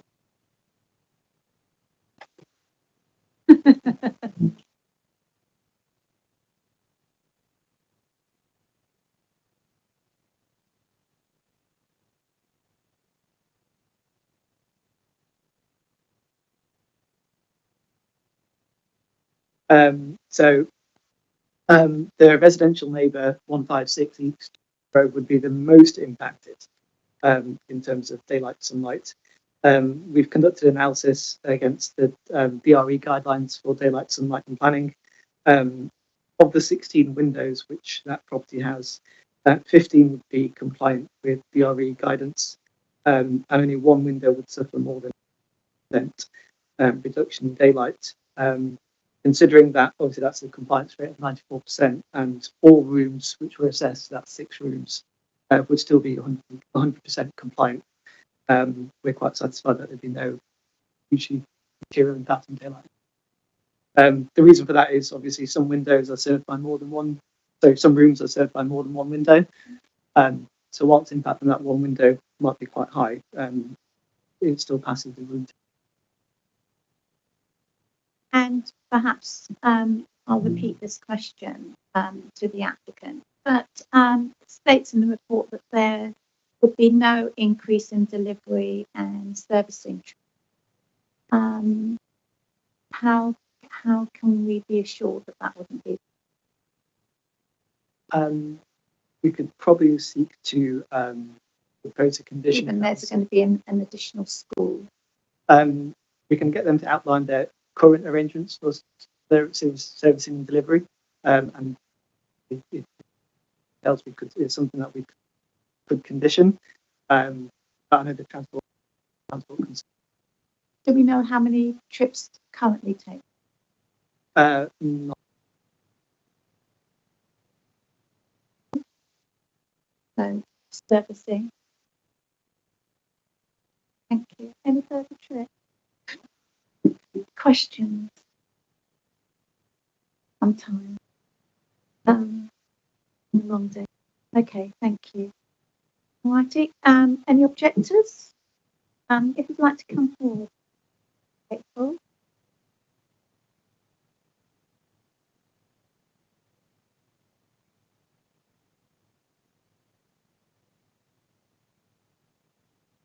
Yeah.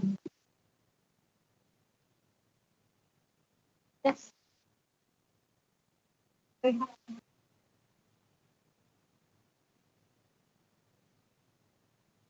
Have you decided who's going to speak? Are you going to split the time? Let's split time. Switch. I'm sorry. Oh, I'm sorry. I'm not really technical. I'm challenged. So, I must introduce myself.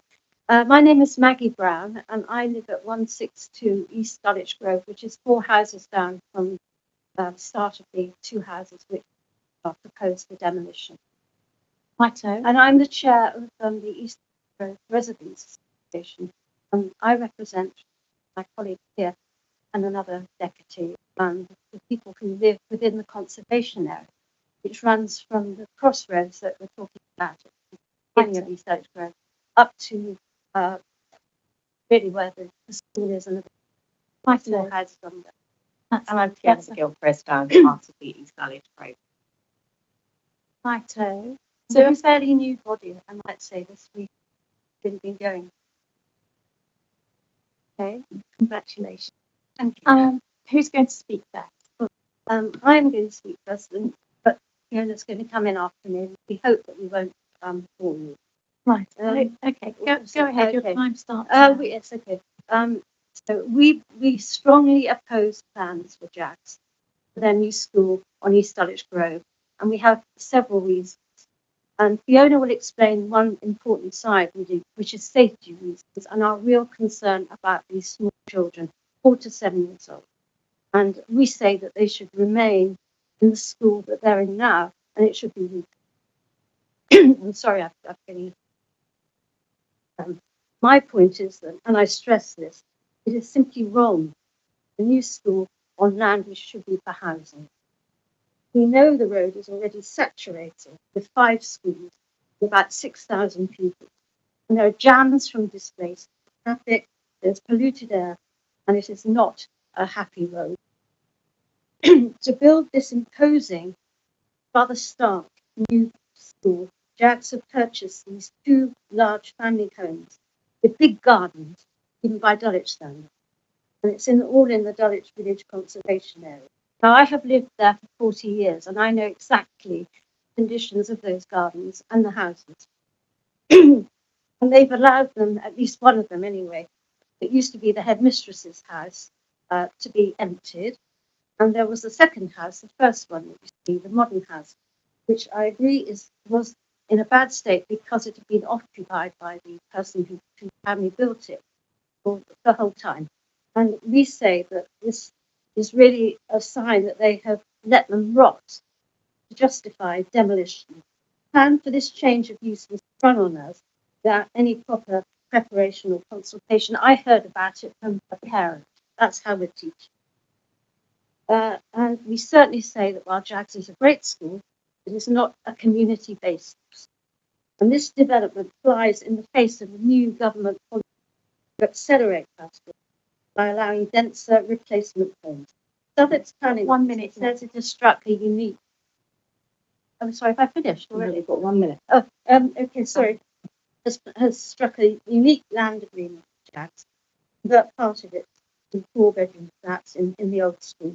We say it is a uniquely bad deal. It's not a unique deal. The more homes we need in places where people want, and the condemned houses can be replaced with better houses and more of them, and plans for the garden could indeed be used to, instead of offering 3 large play areas for children, they could be schools or they could be flats. It's an ideal building site with easy rail access to London, and it also has scope for far more homes than the 4 flats which the school is offering, which I think is really a very bad deal indeed. And where are these children going to come from, these extra children?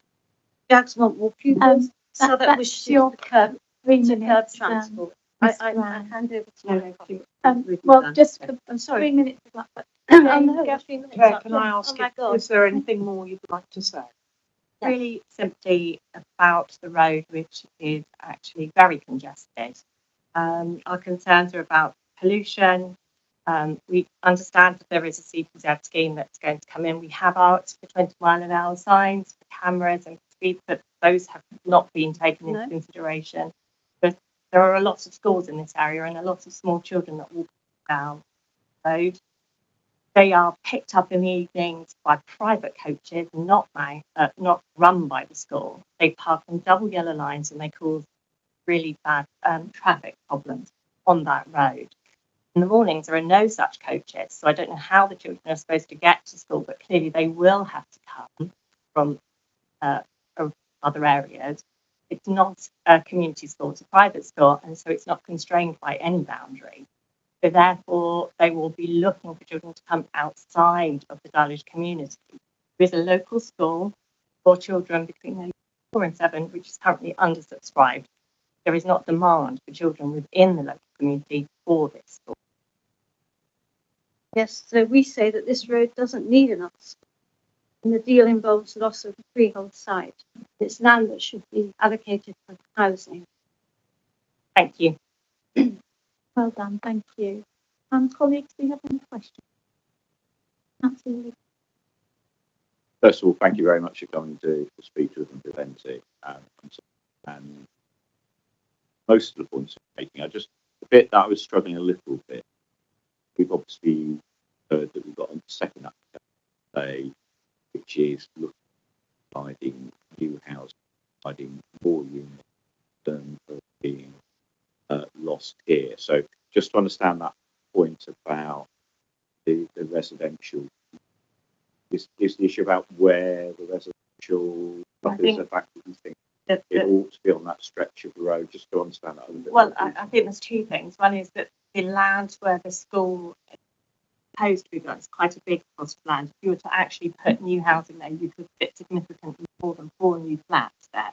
That's kind of the first point. Even though at the moment there are only 2 houses there, it is a huge plot based on the school. But where the school currently stands is actually much more enclosed in terms of for children of that age, in terms of drop-off and small children, because the pavement is pretty wide. Pavement at this particular area is not particularly wide. and there is a huge amount of traffic that goes up and down that road. So in terms of the housing, as you said, and what's the quid pro quo, actually, if you were to swap those two things around and keep the school where it was and put housing here, there would be a lot more housing. And also the other thing is really that, excuse me, where the children are going to be dropped off, at the moment it's actually less traffic there because it's a crossroads, and the traffic that's on East Dulwich Grove at that point tends to go right up Red Post Hill. So it's a quieter place. And remember, 4 to 7-year-olds, they can't just be dumped on the bike and told to go up there. They have to be presented. Anyone with a young child knows this. You have to present them at the door, and you have to collect them. You have to be identified. You have to be verified. And the school is perfectly capable of improving, if it wishes, this school, which also is quieter. Most little school children in nursery type education are not being jumbled up with 18-year-olds, bikes going up and down pavements in the morning and the evening. They're usually in quite small, discrete places, and we think this is a really bad thing for them to be suddenly plunged into this area. And to be fair, also, the thing is that the new flats, or whatever it is that they're now proposing, these are not places with gardens. They're different types of accommodation to the big houses, which maybe they can come down. My view is that actually this plot is really valuable, and you could have where the two now rather wrecked houses are, could be semi-detached houses, nice family houses, but there's plenty of space, because I know this area really well, to make a driveway down one side without hurting anybody. And you could have backfilled either low-rise flats or whatever, which is what happens quite a bit at the moment in Dulwich, and would actually provide a variety of education transport. So we are really incensed by this, because I think it is entirely wrong, and we think that our school has overreached itself. That's what we think. Okay, thank you. Anyone else would like to expand on Gilchrist? Any questions? No. How much dialogue have you had? I know you're sort of a fairly new organisation, Miss Ban, but how much dialogue have you had with the school? None at all.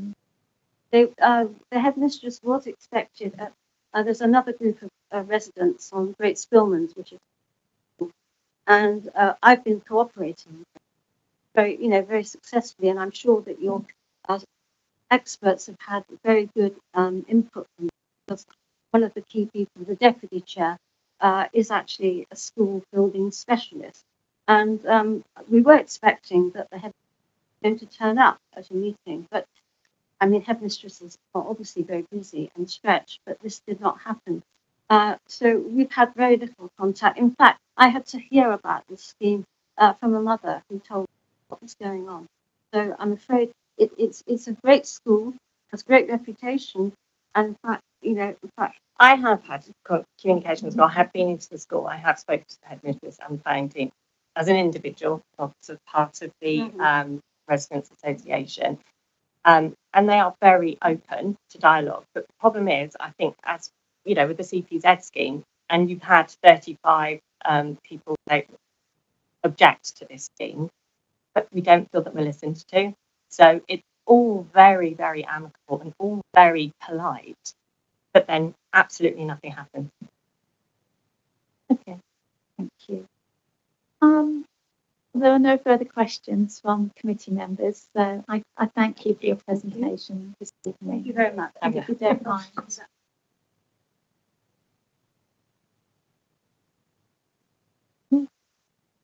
I could invite the applicants to come forward, and as you would have seen from previous presenters, if you could kindly introduce yourselves and state your role, and then time will begin. thereafter, and hopefully you've decided who's going to speak. 3 minutes. So could you introduce yourself? Good evening, I'm Alex Hutchinson and I'm the head of JAGS. And I'm Justine Addison, I'm the Director of Operations. Thank you. Your time starts now. Well, thank you very much for inviting me to share our case for a new pre-prep facility on the site at 152-154 East Dulwich Grove. The existing pre-prep facility at 2 Dulwich Village, while much loved, is no longer fit for purpose. Built as an Edwardian private residence, the building does not meet the expectations of a forward-looking school. The classrooms are small and lack flexibility. Accessibility is limited and outdoor learning space is restricted. By relocating the pre-prep, we address these shortcomings and also unify the entire school community on one site. The new facility is designed to offer exceptional learning spaces, including purpose-built classrooms, a dedicated SEND suite, a double-height hall, imaginative outdoor play spaces, and sensory gardens. The building also meets rigorous environmental standards, underscoring the commitment to sustainability prioritised by both JAGS and Southwark. So let me briefly address 3 areas of interest. So our planning. The proposal has been developed through extensive consultation with input from residents, councillors and stakeholders, incorporating their feedback into the final design. The design respects the character and heritage of the Dulwich Village Conservation Area, with careful attention to materials, building lines and landscaping to enhance the character of East Dulwich Grove. Ecology. We commit to an active sustainability strategy at school. While this development involves some tree removal, we have balanced this sensitively. We will plant additional trees and introduce wildlife-friendly features, and surveys confirm no significant impacts on protected species, and our landscaping plan enriches the site's ecological value. Transport. This relocation will not increase car usage. It is a relocation and not a new school. The Gold accreditation under TfL's Travel for Life programme, JAGS is already a leader in promoting sustainable travel, with further enhancing cycling and pedestrian infrastructure. And transport assessments confirm the adequacy of existing parking provisions. Founded in 1741, JAGS has a long legacy of serving our local community. Valuable community feedback was gathered, with over 70% of respondents to us supporting the proposals. Concerns raised have been addressed through the detailed mitigation strategies in our application. And in conclusion, this proposal is not simply about relocating a building. It is about delivering a contemporary and sustainable educational experience which promotes the education of girls while respecting our heritage-rich surroundings in the local Dulwich community. And thank you for allowing me this time this evening and for your support in making the vision a reality. Thank you. Any questions? Yes, Richard, Councillor. Yeah, no, thank you, and thank you very much for your presentation setting out the vision behind all this. My earlier question to officers around the travel plan, talking about what we can do about the increased numbers. I heard you just say that there was no increase in numbers. The report we have in front of us, paragraph 71, says there are going to be an additional 12 pupils. So I just wanted to understand that. Is there a misunderstanding in the report? If I'm just misunderstood. So my point was that we don't believe the relocation will increase car usage. Jason, do you want to say a little bit about that? Yes, so we are going to see an increase in pupil numbers of 12 for the whole school. But I think the point that I would want to make is that is in the pre-prep. We aren't seeing that additional 12 move through the school. So we wouldn't be seeing the prep school numbers increase by 12 or the senior school numbers increase by 12. It is purely in the pre-prep. Yeah, that's helpful. And you'd heard me talk to officers earlier about you've got your travel plan, which is all very good. I understand what you're trying to achieve. However, sometimes plans don't get delivered. And so to understand a little bit about, we were talking earlier about what conditions we might consider, just to understand what the school's view would be on any conditions we put in place about monitoring and the achievement of that reduction. Well, this is definitely my wheelhouse. So I am the sustainability lead at the school. I'm absolutely passionate about sustainability at JAGS. So I am very proud of our gold accreditation, and I expect to see us hold that gold accreditation going forward. I don't see this being a 5-year period that you monitor us for 5 years and then we can take our foot off the accelerator. That won't happen. This is something we are passionate about. It is part of our ethos and part of our culture. We spend a lot of time talking about it. And the students, I mean, anyone who's got young people in their lives know how important the environment is to them. We talk about it a lot and they hold us to account and expect it to be at the centre of our decision making. So I am very confident that I can sit here now and say that we will meet the standards that you ask us to meet. We will continue with gold accreditation. Thank you. And you know, we've had a discussion with officers about potentially looking at some sort of financial penalties if you were to fail to do that. Given what you've just said, I take it you'd be confident enough in delivery that you'd be willing for that to be. I think we'd want to see what you're proposing first, but absolutely we're up for a discussion on that. You were referring to the 106. Yes, that's something. So you heard from the objectors that it's not really the norm to sort of amalgamate a younger key stage with sort of an upper school. Normally, the practice would have would be that they would be at separate, discrete sites, as is the status quo at the moment. So can you tell me a little bit about your sort of rationale?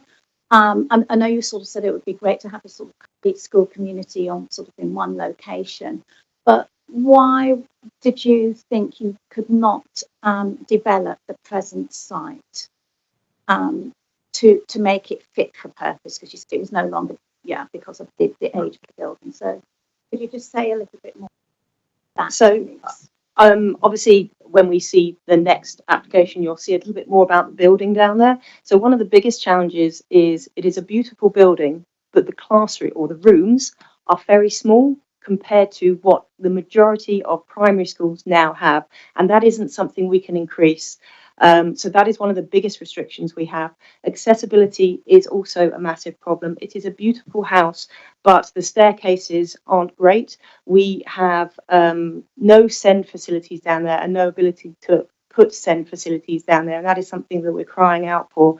And we have actually explored doing more with the pre-prep, and we've looked and we've talked to Southwark Planning Office about doing something with the pre-prep, and it's already quite overextended. So to try and do something more, I don't think we would get through planning either. Can I talk a little bit about why we would really love it on the main site? Is that okay? Thank you, Chair. So following up from that, the objectors said that there has been minimal dialogue between yourselves, although in your presentation you claim to have consulted a number. So I'd just like to learn a little bit more about that, and why is it that from their perspective they feel they haven't been listened to or haven't had to speak to you at length about these proposals. Absolutely. Thank you, Chair. So in terms of why we want to move the pre-prep up to the main school, we have fantastic facilities and we are very proud of our facilities. But at the moment, the pre-prep children do not get to experience them and do not get to benefit from them. We bring them up to the site a couple of times a week to be able to use the swimming pool and to be able to use the IT facilities in the prep school. But if you can imagine trying to get 4, 5 and 6-year-olds up the road, that is not great. There is a high risk attached to it. And to be able to bring them onto the main site, they would then start to be able to experience some of the other amazing things that we have on site, such as our botany gardens, which is something that we really love to celebrate with the girls. I think also in terms of sort of making use of the fact that we have all of our facilities up there, that includes things like deliveries. We have, at the moment, we have our P&H, who are a company that we work with for catering, they're split across the two sites at the moment. Being able to bring everyone up onto the main site helps us. It helps us with our refuse, where I'm going to keep talking about sustainability, so I do apologise, but we are very proud of sustainability. We are very proud of reducing our waste on site. We can't do that down at the pre-prep. We don't have the facilities to do that, but by bringing them up to the main site, they get to benefit from that as well. So there's an awful lot of benefit to bringing them up to the main site. And if I can just add as well, if you see the diagram in the top right corner, the pre-prep is it is adjacent to our current main site, so it will become part of our main site, but it still remains its own area for our youngest students. So this won't be a site that has sort of 16, 17, 18-year-olds coming through it, but what it does do, as Justine said, is allow them easy access to all of the facilities that we have on the main site, but it will still be a very safe haven for our youngest students. Okay, thank you. And can you just say a little bit about consultation and engagement with local residents, but also you did allude to the delivery. So in the report it states that there won't be any increase in deliveries, but you're introducing or relocating the pre-prep school to that site. So how do you justify? So yes, if I just talk about the consultation first. So we undertook private consultation before we went into the planning consultation. We really did want to talk to the local residents. We also wanted to talk to our parents. They're very passionate about the pre-prep. I'm very sad to hear that the consultation didn't get out to everybody. We did a mailing to all local residents. We went all the way down the roads. We went into the local areas. We went to local councillors, and we went to local community groups as well to try and make sure that they were included. And we made sure that we had different consultation groups so that we were able to appeal to everybody, so that we were able to get the people who worked and who didn't work. But they're a residents association. I believe if they were only being formed a year, we missed they hadn't formed when we did our consultation, because I think we submitted our application a year ago. So I would imagine the consultation was a lot longer before that. And in terms of retaining the status quo in terms of deliveries and tips, how do you?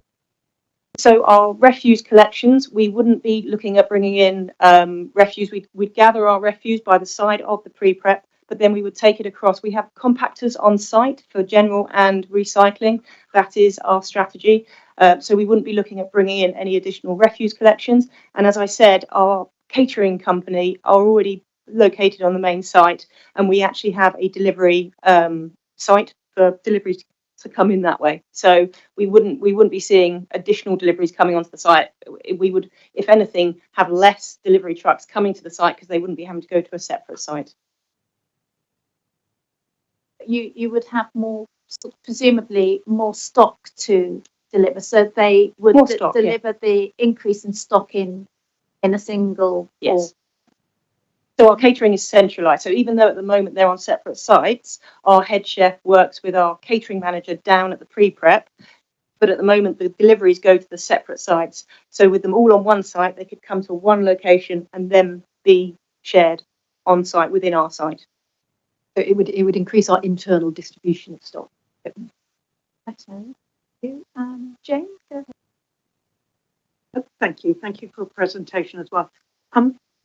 There's a lot focusing around the transport and I was just about to say the delivery of children. That's not quite the right way to put it, but you touched on it very briefly then about the children.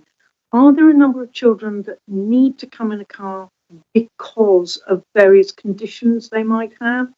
Is that a part? Do you sort of know why your children? Some of the children need to come in a car rather than, or are there still parents that just, drive around 10 minutes up the road and just go, yes, I'll just drop you on my way to work or something like that? Have you worked out who it is that sort of drops the children off or delivers them? Yeah, perhaps if it's okay, I'll give you a little bit of context and I'll hand over to Justine. I think for those who aren't familiar with our with our school. We have the senior school and the junior school, and the junior school is made up of the prep and the pre-prep facility. And the pre-prep is very much the most local part of our school because of the age of the children. They tend to be much more local families who come and join us at the age of 4, and so the school is 300 children in the junior school and 900 children in the senior school. So there's a significant intake at 11 plus, where the older children travel much more by public transport or by the foundation school coach services that were mentioned earlier. But because the pre-prep is a very small entry, it does tend to suit families who are very local, which is why the active transport figures for our pre-prep and our prep are so strong. In terms of why they drive to the school, we do travel surveys very regularly, and it's one of the questions we ask them. We ask them why they can't do active travel and if there's anything we can do to facilitate it. We also ask them where they're headed to afterwards to see whether or not that's a reason. Are they going home? Are they doing something else? What often happens, we actually have very low numbers. 22% of our families in the pre-prep drive to the school. And actually one of the main reasons given is because there is another sibling in the car who's going to a different school. Because we're a girls' school, if you've got a boy, then you're going to be going to a different school to drop. So that is one of the reasons that they do drive. What I would also say with the pre-prep community is that they're obviously the youngest part of our community, and they are the most driven to be active travellers. They ask us things like, can you make space for cargo bikes? Can you make space for bikes? Can you make space for scooters? So that's what this new development will do. And we've been very thoughtful about where we put that storage as well to make sure that it's as accessible as it can be to allow for those drop-offs. Okay, thank you, Councillor. Any further questions for the applicant? All righty, thank you, ladies. Thank you very much.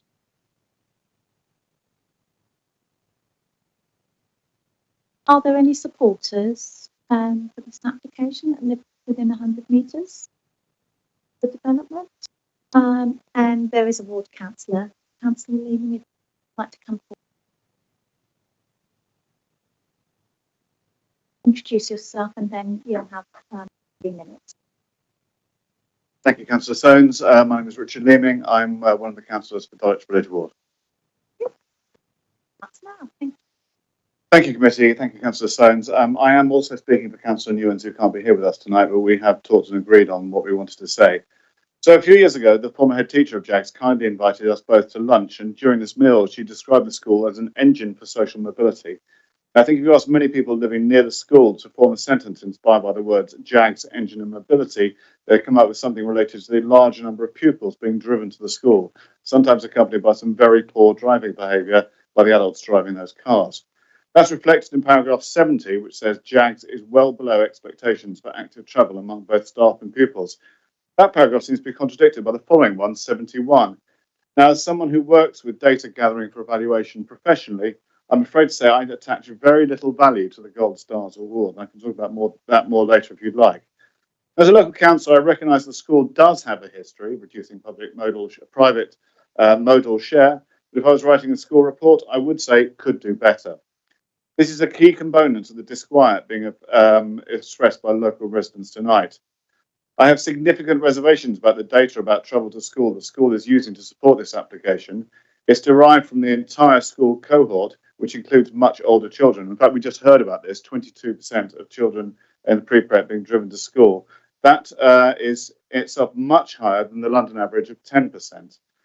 JAG's own data contained in a letter we just heard out, I'll move on, and that 22% compares badly to the percentage of pupils being driven to school at other local schools, 10% at Dulwich Wood Primary, 19% at Rosendale Primary. So I suspect the figure of 3 additional car journeys a day in paragraph 71 is unlikely to be accurate, and the figure is much more likely to be at least 24 extra car journeys daily. We also note the application provides for just 36 bike parking spaces. So this application flies in the face of the Council Streets for People strategy. Now, in mine and Councillor Newens' view, the mitigations against the potential for traffic generated by the school proposed in this application don't go far enough. We'd like to see stronger solutions. While many older pupils at JAGS use the Foundation Coach service, which we recognise is a very good way of reducing the number of vehicles on the roads, currently no pre-prep children use it, as it doesn't carry children under 6. The coach routes are also designed for longer secondary school journeys. But other local independent prep and pre-prep schools do use age-appropriate chaperone services, and they are between 13 and 15% of children using them. We'd like to see conditions attached to this application that mandate JAGS to invest in an age-appropriate chaperoned minibus service, serving the area of 1 to 3 miles around the school for the additional pre-prep journeys caused by the relocation. One other foundation school, Dulwich Prep, is committed to investing in this, and other pre-prep and prep schools in London also do it, including Blackheath High pre-prep, Wimbledon High pre-prep, and Streatham and Clapham High pre-prep. I'd like gone over 3 minutes, so yeah, Councillor Livingston. You seem to be making a very important point, Councillor, being part of the way through. You complete. Thank you, Councillor Livingston. I'd like to see JAGS also commit to deploying marshals to help manage the compliance with the CPZ that's shortly to be introduced outside the school to manage the risk of poor driver behaviour. There are many other things that concern us about this application which we've heard tonight. The development includes the loss of 31 trees, and the new trees planted will take many years to reach the carbon sequestration and biodiversity value lost. And we just heard from the head of the school about how much they value sustainability, and I think we could do more here. There'll also be a 14% biodiversity loss, as mentioned in the application, and we're very uncomfortable about that. And while JAGS did get the application in before being subject to the new mandatory 10% BNG, we are in a climate and ecological emergency, and we'd like to see the school application do more on that. The promise to do some planting elsewhere on the site is difficult to measure or enforce. And there's also the loss of the pond, which is a specific biodiversity value, as well as a habitat for endangered species such as hedgehogs. We did hope to hear back from officers on the urban greening factor calculation and didn't see that. And note that the London plan specifies a minimum of 0.4 for predominantly residential and 0.3 for commercial development. Obviously, this is neither commercial nor residential, but we'd like to see the school go further and meet the requirements that are generated elsewhere. So thank you, committee. Thank you very much. Questions for Councillor? So, yeah, go ahead, Sam. Thanks, Chair. You had mentioned towards the start of your presentation that you could sort of expand more on a point about the that's right, yeah, the gold star for the travel. So could you... Yeah, it's a very old scheme which has been around for quite a long time, and it's relied on what's called a hands-up survey. So as Hutchinson described, you ask surveys. Now this is a poor way of collecting data because and there's no way of validating or managing that. So you can do it at a time where you decide whether the data is going to give you a better return. I'm not saying the school does any of this, won't you? I'm talking about the scheme in and of itself, because what I'm about to say applies to all schools that do this. So there's no specific points made here about JAGS. But someone who designs data collection for evaluation, you want to have something that's consistent, you want to have something that's relevant, regular, you want to have something that's measurable, you want to have something that's enforceable. And the hands-up surveys does none of those things, because you're effectively asking children to describe their own behaviour, and that, my children and other people's children will be very honest, other children might not be. So it's not a very high quality way of gathering behaviour. We need to do more. This is beyond the remit of this committee, but we need to do more data gathering about travel to school, both in London and out of it. And that's good. This scheme is not really fit for purpose. So who issues these? I mean, are they self? It's a national scheme. What I'm saying is that but the point I'm making here is that it shouldn't necessarily be relied on as a way of demonstrating a commitment to good quality behaviour. It's not the school's fault that the scheme is inadequate, but the scheme is inadequate. Councillor Livingston, followed by who? Yeah, sorry, I had two questions, but I'll, just in case Councillor Hood has one of them, I'll only ask one now, which is just to follow up on that point, which is the report in front of us in terms of paragraph 71. I take on board your point about gold stars, but there do seem to be some measurables there in terms of the number of trips per day and that planned reduction that would be monitored. And indeed, we had some indication, albeit discussion, that the school seemed to be willing to accept that they might face some sort of penalty to be agreed through Section 106 if they fail to meet those targets. So really just to get your views on that, because that does feel a bit more measurable and firm than yeah, I agree that the deficiency is a hands up survey. Yeah, so in Dulwich, there's an excellent local organisation called Safe Routes to School, which JAG do play a very active part in, and they come to every meeting and they make positive points. So I recognise that they are focusing on doing that, and as I know some children who go to JAGs, I can accept the description of the pressures being placed on the school by its own pupils. So I think what we'd like to see is some active data being published by the school, which showed a decrease over time. And this could be accompanied by, and I think we'd have to work with the school to design some data, some objective data gathering metrics for that. We have any number of ways of doing that now, which involve cameras, which involve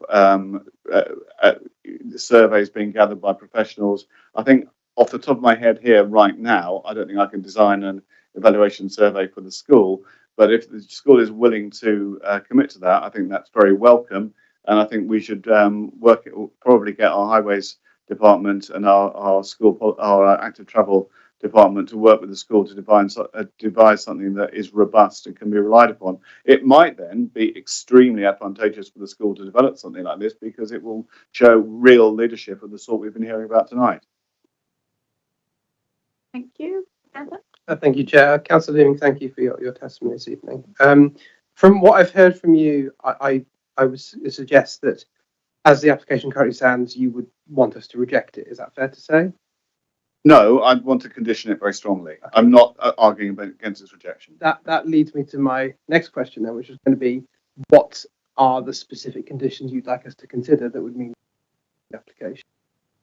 I mentioned two. The first is the development and investment in a age-appropriate minibus service for carrying pupils in the pre-prep and prep school to the school. The foundation coach service, which is excellent, is designed in such a way that it meets the needs of secondary school pupils. It doesn't stop within 3 miles of the school, whereas we've heard tonight many of the local pupils. Many of the pupils attending the pre-prep are more local than that. So the foundation service, even if parents wanted to use it, doesn't necessarily serve them. So I'd want to see the school working perhaps with other foundation schools in the area to develop an age-appropriate coach service for pre-prep schools. That's one of them. And I'd like to see some marshals deployed, perhaps temporarily, over the next short to medium term period to manage parent behaviour on the new CPZ, which is coming in at the beginning of January. Any others? No, that's it for the moment. So short to long term is vague. What would be the specific timescale? Because if that is something that committee members are prepared to sort of explore with officers, etc., they would need better steering than that. Richard, so how many months? I'm making this up as I go along here, but I think certainly the rest of this academic year, and then I think if we were seeing I mentioned the Safe Routes to School scheme. One of the things that's been meetings, one of the things that's come up regularly in local meetings, that has been at other schools some extremely poor parent driving behaviour. We hear about children being ushered out of moving cars. We hear about fights between parents. We hear about drivers abusing people who ask them not to park on double yellow lines. So given that there's going to be a significant change in the parking arrangements outside the school, I think we need to see a lot of monitoring and mitigation of that. So I think for the rest of this financial year, if the school are able to deploy some marshals to help, that enforce is the wrong word, but to encourage parents to behave appropriately, then I think that would be something that would be, I think, a very good idea. I'm going to invite Sam in shortly. Could you say something a little bit about your sort of knowledge and experience of the age appropriate chaperone minibuses? I mean, what's the maximum number of young people that those minibuses accommodate? And, you know, from your experience with their, you know, with their use in other local schools. That sort of level of detail I don't know. I think we'd have to go away and do a decent research project with the other schools, but that shouldn't necessarily be very hard. It involves phoning up the schools and asking them. You know, I suppose I can't go any further than I know these services exist. And so if these services exist in other similar parts of South London, I don't really see why they can't exist in Dulwich. Sure. Okay then. Sam, go ahead. Thanks. I just wanted to follow up on this, the marshal, the sort of parking marshal. Is that something that a model that other schools have adopted, a sort of a form of quasi enforcement or monitoring that the schools do over the parking locally? I would very much shy away from the word enforcement. Absolutely. Let's not talk about the word enforcement. Let's talk about encouragement. Quasi is not enough of a... No. I mean, the enforcement is something that should lie with the mandated services, which is the council. So absolutely not enforcement. Encouragement would be the right word here. But I mean, is that a thing that other schools do? No, but I'd like to see this starting such a thing, because we are seeing a significant amount, as I say, of very poor driver behaviour across Dulwich.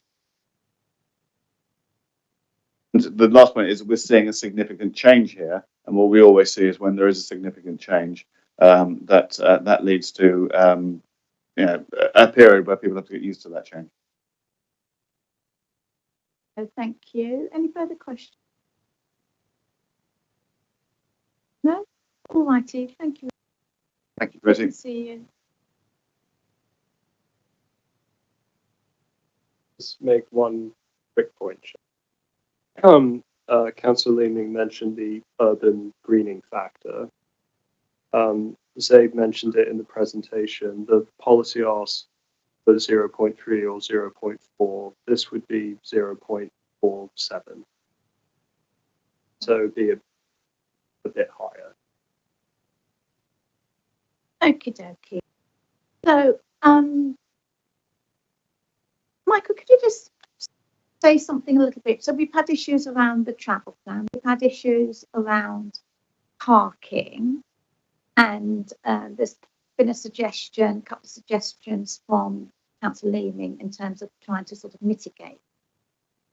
First of all, can we go back to the sort of section 106? How would that be negotiated? Because the applicants have said, well, you know, there would be a will to consider sort of negotiation around that, but obviously it depends on the amount of money.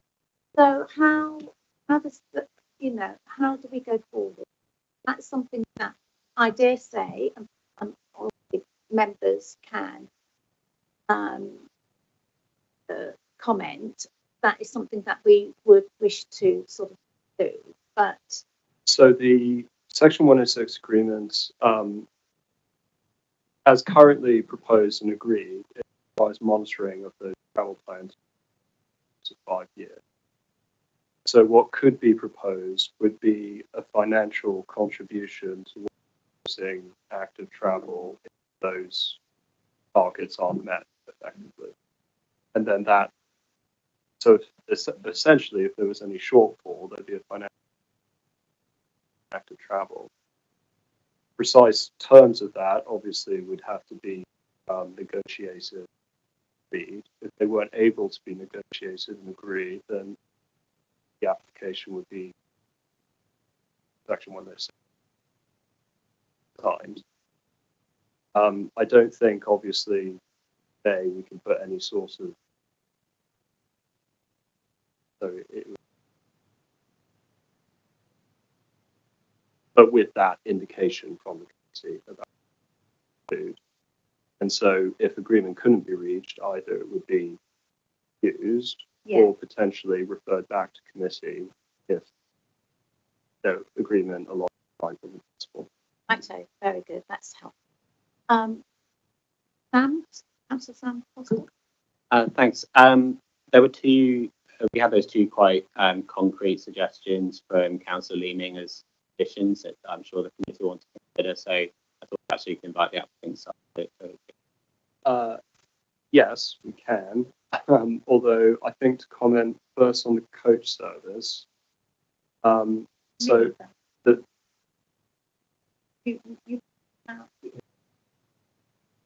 appropriate chaperone minimum. Yes. Yeah. So planning conditions have to be enforceable, precise, and reasonable, and relevant to the development that's being permitted. I'm not sure if we could necessarily come up with a condition that was precise, enforceable at the moment. Also, if the purpose of the coach service would be to reduce the number of car journeys, then I think officers would consider that would be met through the travel plan. So the travel plan would have to explain how it was going to reduce the number of car trips, which would likely include things like a coach service. But going into that level of detail here is difficult. On the second one, on the marshals to manage the controlled parking zone, again, I'm not sure that meets the tests for imposing a condition in terms of whether it's related to the development that's being considered, and whether it's really addressing an impact that's caused by this proposed development. And I think, as Councillor Leeming said, the management of the CPZ is ultimately council, and there are mechanisms to manage the CPZ and not necessarily to require private people to manage it. So those were my thoughts on it. But we can ask the applicant what. I would like to ask the applicant what they.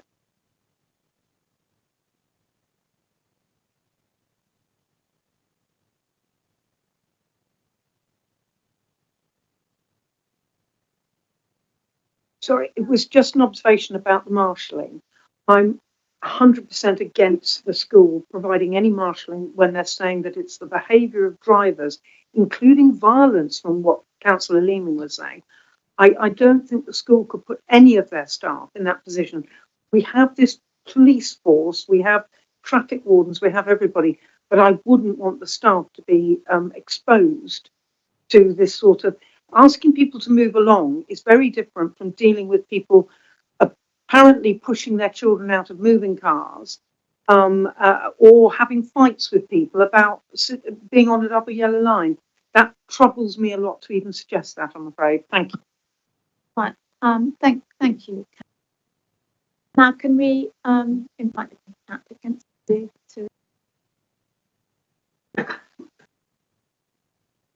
Okie dokie. So, well, do you want to ask a question again? Sure, I'm sure you know what it is, but it was we just had those two proposals from the ward councillor, and I was just interested to know your thoughts on those. Thank you. If it's okay, I will say a little bit about the CPZ, and then I'll hand over to Justine to talk a little bit about the consultation that we've had with active transport officers for quite a significant period of time, and what conditions we may be able to use. So I think largely my response has already been covered in terms of I'm very uncomfortable about a suggestion that we would marshal a council-led CPZ. But if I say a little bit about our community engagement, in that we already send out, we are very aware of the impact of our school in our community. We work as hard as we can to ensure that our parents understand that as well. We already do a significant amount around active engagement with parents. There are regular reminders about appropriate sort of driving behaviour in terms of drop off and pick up.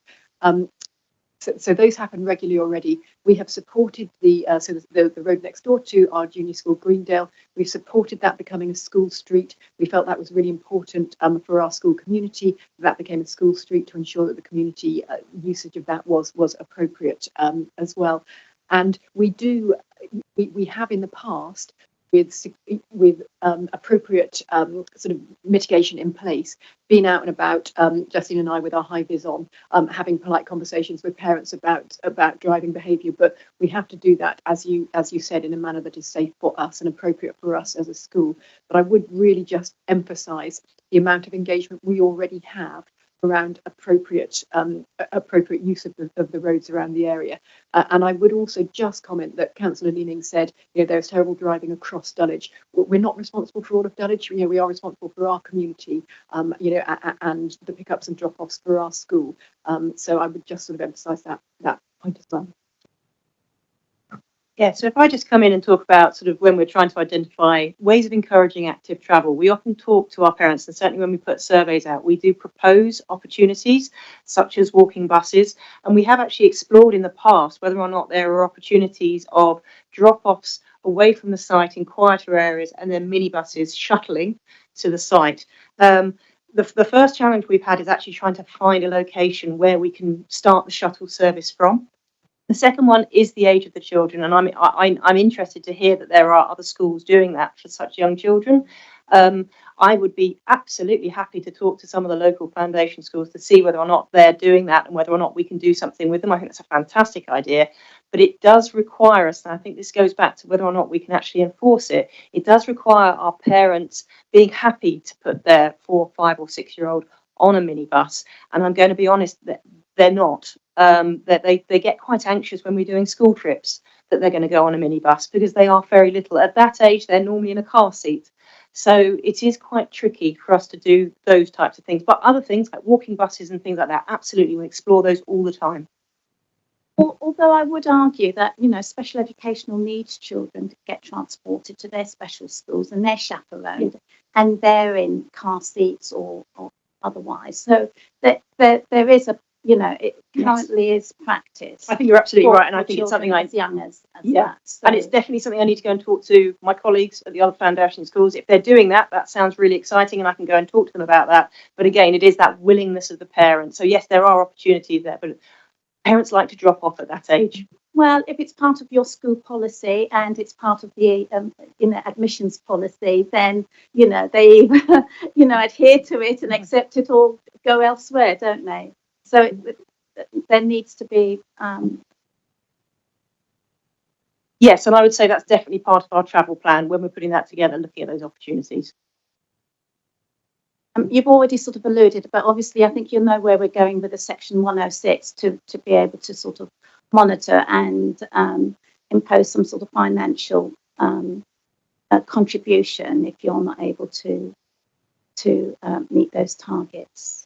And so that is something that I think, if we are minded to approve this application, is something that we will pursue. So are you reiterating your support for that? Reiterating that, absolutely. I think that's helpful. Any further questions? No. Okay, thank you, ladies.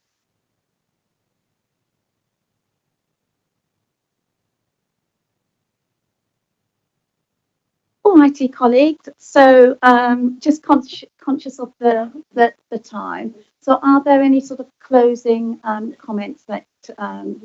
So should we? Are we happy to condition Section 106? How do we? How would you like me to sort of word that as a condition?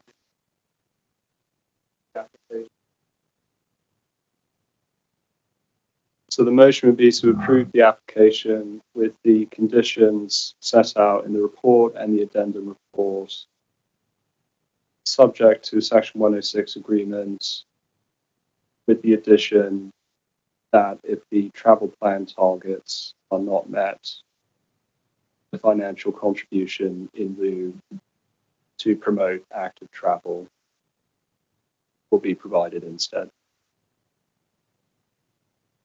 Thank you.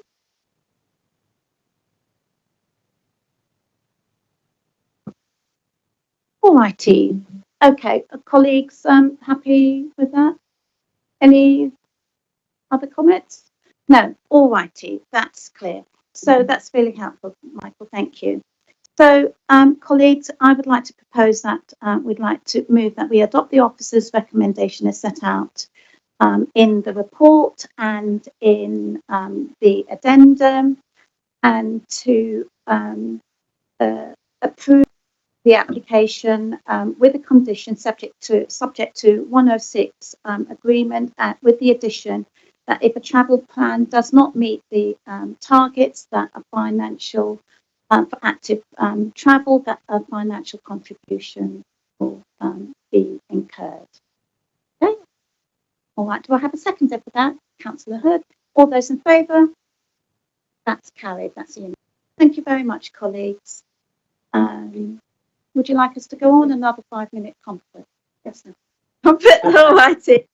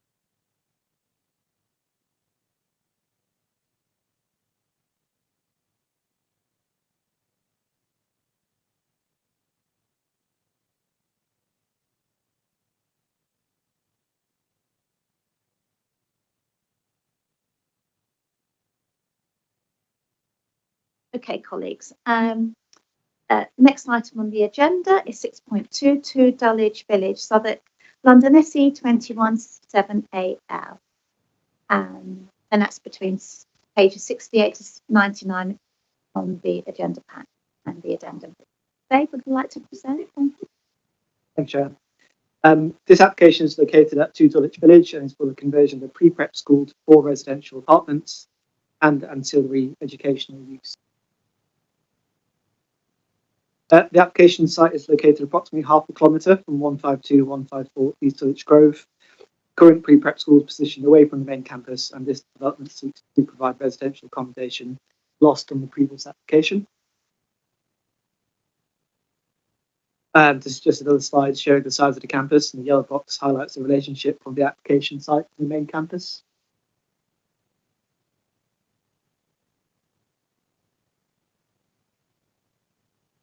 The application site is 2 Dulwich Village, a double-fronted Victorian house that has been converted into educational use. Building is used as James Allen's lower school, the pre-prep element of the wider JAGS school. 2 Dulwich Village is located on the south side of Village Way, close to the junction with Dulwich Village. Within the site, the building is located to the east, with landscaping to the south and west. There is a library building located within the grounds, and the surrounding properties are residential.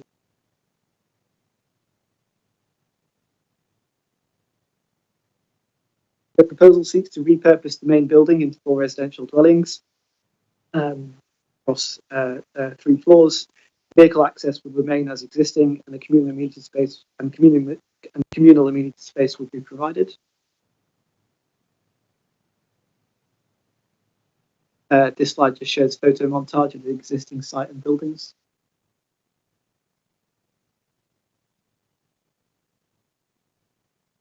During the consultation period, 2 contributions were received, one of support, one of objection, as summarised.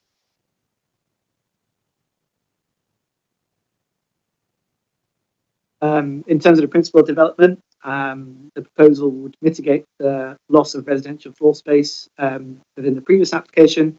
As our policy P3 says on the Southwark plan, no net loss of housing would be permitted except in such circumstances. The residential accommodation at East Dulwich Grove is appropriate for use as housing, and the site is not allocated within the development plan. As such, the net loss of existing houses is not considered acceptable unless it was to be re-provided here. The approach now is obviously to convert the existing pre-prep school at 2 Dulwich Village as residential dwellings as a land use swap subject to planning. The houses at 152, 154 East Dulwich Grove are 345 square metres in total, and the repurposing of 2 Dulwich Village would provide an uplift of 2 residential units, and as such there would be no net loss of residential accommodation if we were to secure a land swap.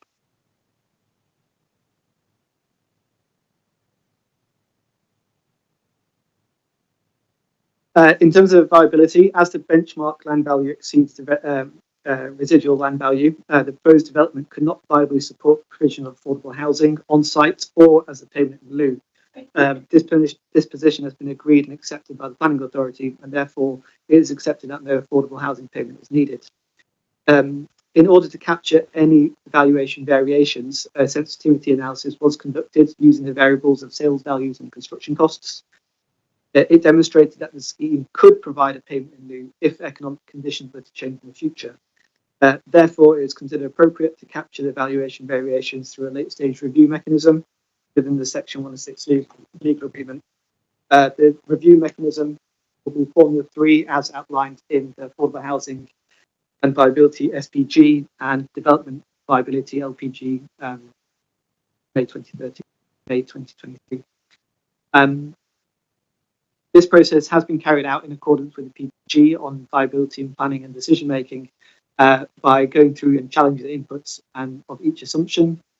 This has been conducted by a third-party independent RICS assessor, and the council are satisfied that this information has been appropriately interrogated.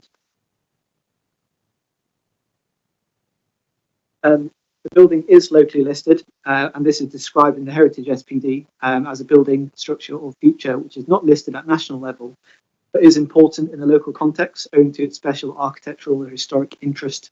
within the townscape. The proposed development would not affect the external appearance of the locally listed building too largely. By retaining and repurposing this important locally listed building, it is not making any external changes to the proposed development, which would comply with the council's design and conservation policies. The NPPF 2023 further outlines that the development should conserve or enhance the character and appearance of the conservation area, avoiding any harm, and this proposal is considered to be policy compliant, as there will be no adverse design or heritage.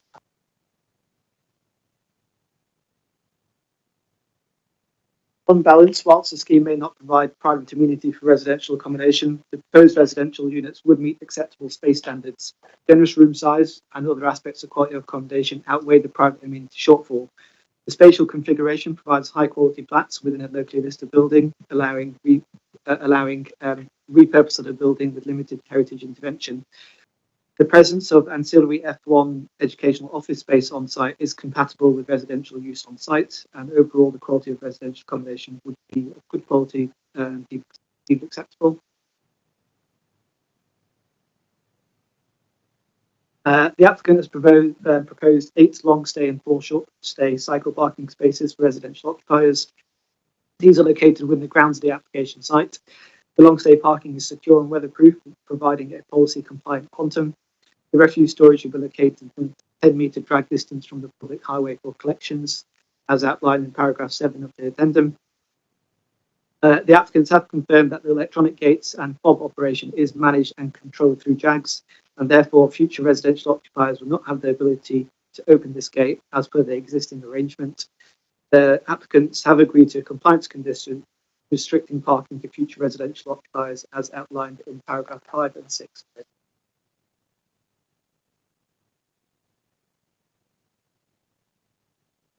In terms of the quantum of cycle parking, calculations is using Formula 3 of our policy as in the Southwark plan. As the application site has a PTAL score of 2, it should provide 1 cycle parking space per bedroom, or 2 spaces for 2 or more bedroom dwellings. As there are 4 residential units, this equates to 8 cycle parking spaces, which is policy compliant. And it is therefore recommended that planning permission be granted, subject to conditions outlined within the report and the agreement of the Section 106 agreement, which secures a land swap with 152-154 East Dulwich Grove. Thank you, sir. Before I ask members who, and members may actually want to develop this point further, could you say a little bit more about viability? And I'm a little bit concerned in your in the addendum pack, it states that third-party assessors state that JAG's not likely to be doing this for operational reasons rather than commercial purposes. How are they able to make that judgment? And were you able to interrogate that a little bit more? Notwithstanding, I understand the figures, you know, yeah. Bench land value and doesn't equate with the residual land value, and so you've taken one away from the other, so there's a deficit of 91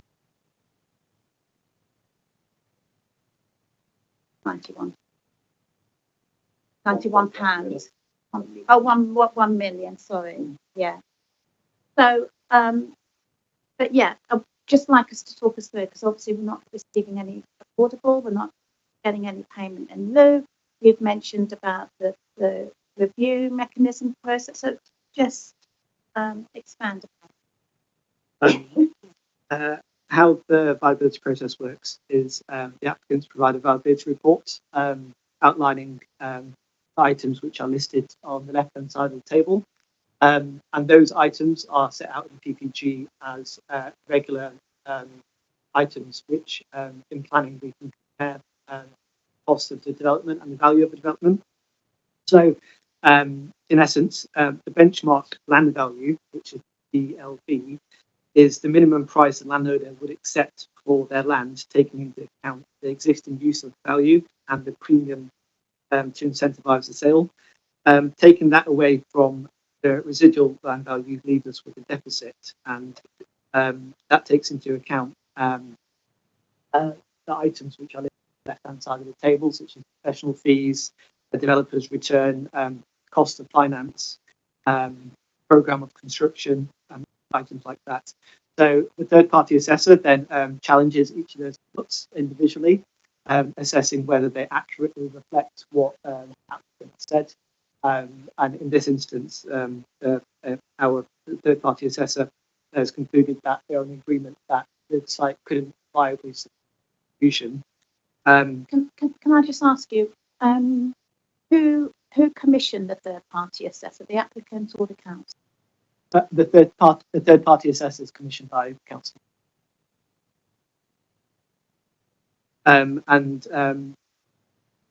Obviously those inputs that you see on the left hand side can obviously change through economic conditions, and so the most reasonable way to capture that in case the development could in the future provide a contribution is through a review mechanism where the applicant provides us details the construction, and it kind of sums up whether they can or can't in future provide one if they decide to implement the development. Could you say something a little bit more about the third-party assessor has made a judgment that this is purely for operational and not independent and private schools are in business. So I would slightly sort of argue against that. So what?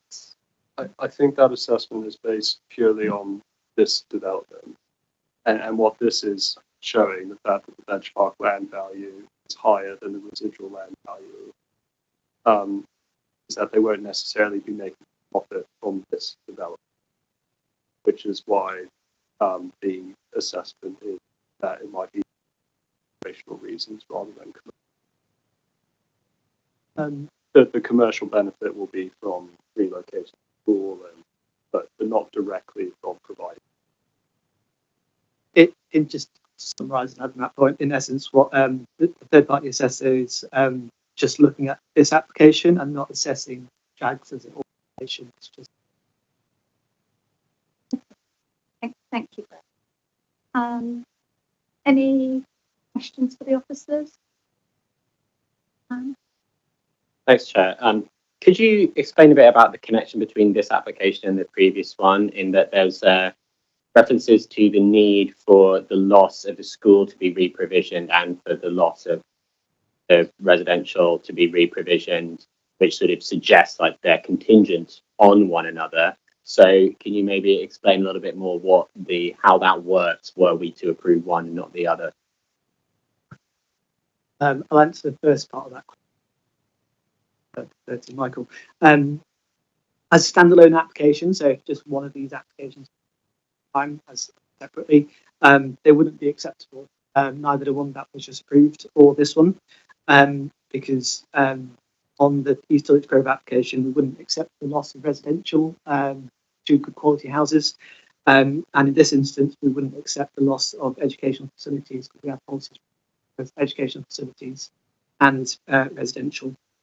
And just important distinction to make is our policy doesn't differentiate between state schools or fee-paying schools, and it just mentions educational space. And so by allowing the land swap, by allowing the land swap, it allows one application to be acceptable and vice versa. So it is conditional, like you say, on that land swap to occur. That's secured through Section 106. And as to the second part of your question, if you move one, not the other, I'll. Well, so you've already decided to approve the first one. So what would happen if you decided to refuse this one? Would be that would have a knock-on effect for in relation to the first application, their ability to agree to 106 agreement, because the 106 agreement would have to include the land swap. And so in all likelihood, it would mean that 106 agreement couldn't be agreed for the first one in time, and it would also be refused. But this application is separate, it should be decided on its own merits. So I wouldn't really worry about the first application if I put it that way. The land swap is important because it establishes that the principle of development is acceptable, is considered together. There's going to be no loss of housing and no loss of educational facilities. Could you maybe comment on why it didn't come forward as a single application, given that they are intertwined in that way? They're two separate sites, so this is you. It's an interesting question. This is usually how it's done. It's usually linked this way when it's two separate sites through a 1/6 agreement.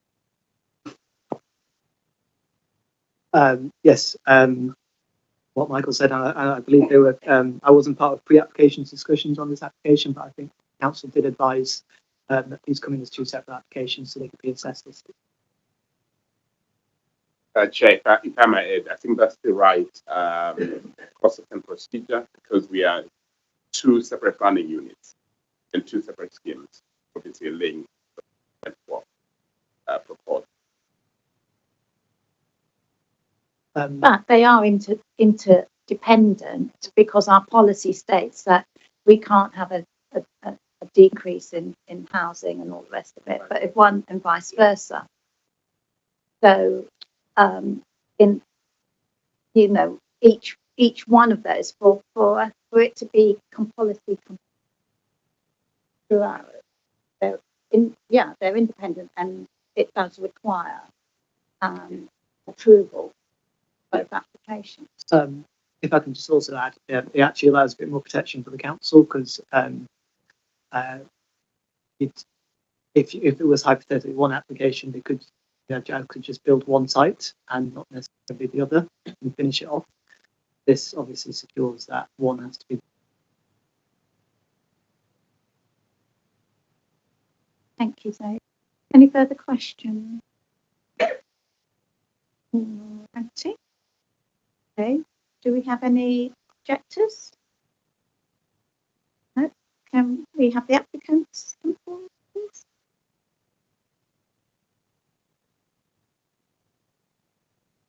We'll just start the time.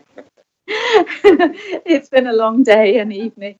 So you have up to 3 minutes, and I'll give you a 30 seconds.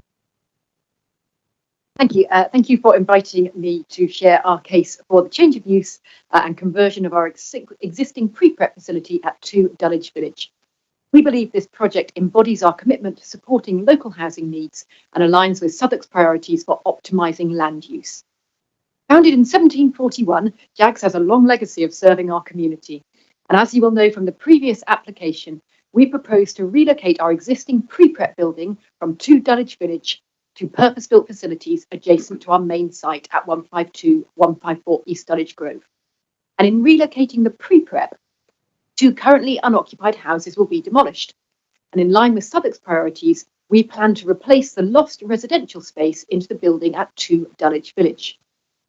Originally built as an Edwardian private residence, it seems fitting that the house returns to its original use as residential accommodation.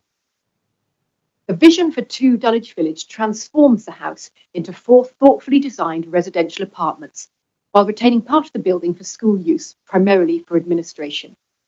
This dual-purpose approach ensures that the site remains connected to the school's educational mission while addressing the local accommodation need. The proposal respects the building's heritage and enhances the Dulwich Village conservation area. Unnecessary extensions will be removed, restoring the property to its former architectural charm, allowing it to blend in with the residential character of the surrounding area. And nearby listed buildings such as Pond House and Lindenhurst House will benefit from improved settings thanks to these careful enhancements. The conversion will also meet rigorous environmental standards, underscoring the commitment to sustainability prioritised by both JAGS and Southwark. We believe this project reflects the needs and aspirations of our local community, providing more desirable housing and increasing housing stock. Valuable feedback was gathered, with over 70% of the respondents who replied to us supporting the proposals, and the concerns have been addressed through the detailed mitigation strategies embedded in our application. So in conclusion, this proposal sits in tandem with our proposal to relocate the pre-prep facility to East Dulwich Grove. In doing so, we unlock the potential at 2 Dulwich Village to return a historic building to its original purpose and increase the local housing stock, thereby strengthening our role as a valued part of the Dulwich community. We believe the proposal offers a rare blend of practicality, heritage preservation and community benefit. It's a real opportunity to create something special for Dulwich Village. So thank you for allowing me the time this evening and your support in making the decision.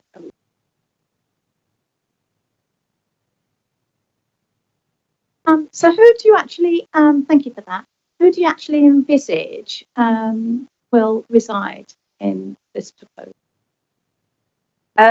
We would do private let, but I would imagine we would go to our school community first, and then we would go to our Dulwich Foundation community. But the problem is that we don't know actually what the appetite is at the moment. We don't have anybody from our community coming to us asking if we have property to rent. So it really is quite an unknown. Okay, colleagues, yeah. Adam, go ahead. Chair, could you help me understand what is meant by school administration in the context of what's being retained on this site?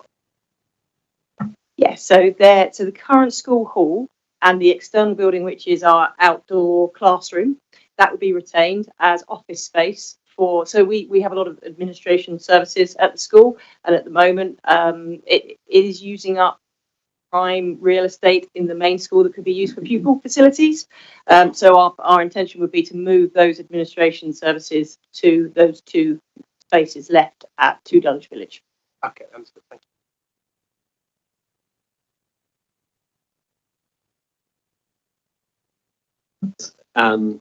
So in terms of the letting of the properties, there will be an agent to manage them, or will they be directly managed by the school? I would imagine we'd use an agent.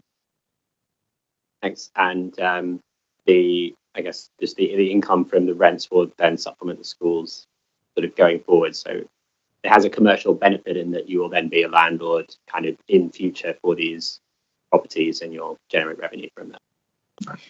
Yes. What I would say is what we tend to do with most of the revenue created at JAGS through our JAG community enterprises, if that's the way we would do it, tends to feed back into our bursary scheme. So it tends to. Could you explain that a little bit more? So are there other things that are sort of obviously, private renting is a traditionally profit-driven, activity. So are there other things that you do that are similarly commercially oriented that you then use to fund your bursaries, or perhaps you could explain? So what I'm thinking first and foremost of our sports club. So we have a commercial sports club on our site. It has 4,000 members, and all of the profit that is made from that sports club goes back into our bursary scheme. Off the top of my head, a Saturday school as well, and a summer school that makes any kind of profit that goes back into our bursary scheme. So yes, so that is the way that our model works. My hesitation, if that's what you picked up on, is because if the FD was sat here, he might be talking about return on investment on actually what it costs to convert this property first. I'm not the finance director at JAGS. I would need to speak to him more about that. But if I just come in terms of our current setup, I absolutely understand the question. In terms of our current setup, anything that we class as net non-fee income goes into our bursary provision. Let non-fee income, in other words, that would include the rent from these properties. I don't know the answer to that. No. Justin, do you know the answer to that? We can. Jane, go ahead.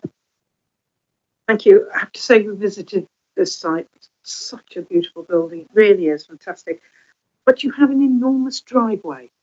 And we've been told that you'll have the cycle route, and there has been a suggestion that you might want to consider more cycle, because we were saying when we looked at the numbers, if 2 people went into each of your new apartments, then there'd be more than 8 cycle units needed. But how are you going to stop anybody parking on that front bit? It is enormous and it is very beautiful, but if you could just explain how you're definitely going to make sure that nobody parks on there, because I know you have said that, but I'd be interested. how you're going to get that. So it would be part of the rental agreement that there is no parking on site, and I think, as I refer to it, that we have a door access system at JAGS with fob readers, so that we would simply the vehicle element of that gate wouldn't be made available to the residents. Do you consider putting more cycle parking in there? You've got, I think you've got, is it 8 temporary and 8 permanent? I think. Oh, 4. Just for the, because you'll have admin staff going in, they'll all come on their bikes, and then there'll be the people who are living there as well. It would be, I think, good to expand those. If it means the scheme is approved and I'm the sustainability leader, I mean, you're pushing against an open door with me. So I'm happy to put more cycle storage on there. I'm just not going to turn around and look at the PM.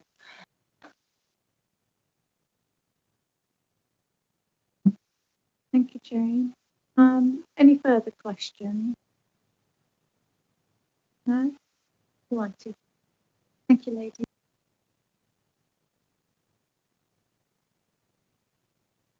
Do we have a register supporter in the house? No, I haven't got anything here in my notes. But we do have a ward councillor. You're very welcome once again, Councillor Leeming. You can just start your presentation. Thank you, Councillor Soanes. So many of the points I'm about to make have already been made, and I'd like to say, Councillor Soanes, I share your concern about the way that the officer report describes this as being made for operational purposes rather than commercial reasons, though I do wonder what effectively that means we can do about it. It's a great shame that there isn't affordable housing being created on this site.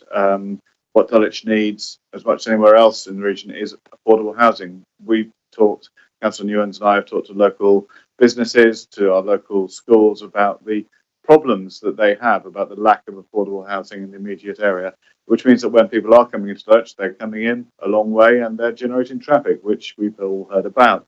So I would have loved it, as with Councillor Newens, if there had been affordable housing generated on this site. We are concerned about our policies as applied to this development about the in these combined applications about the net loss of educational facilities.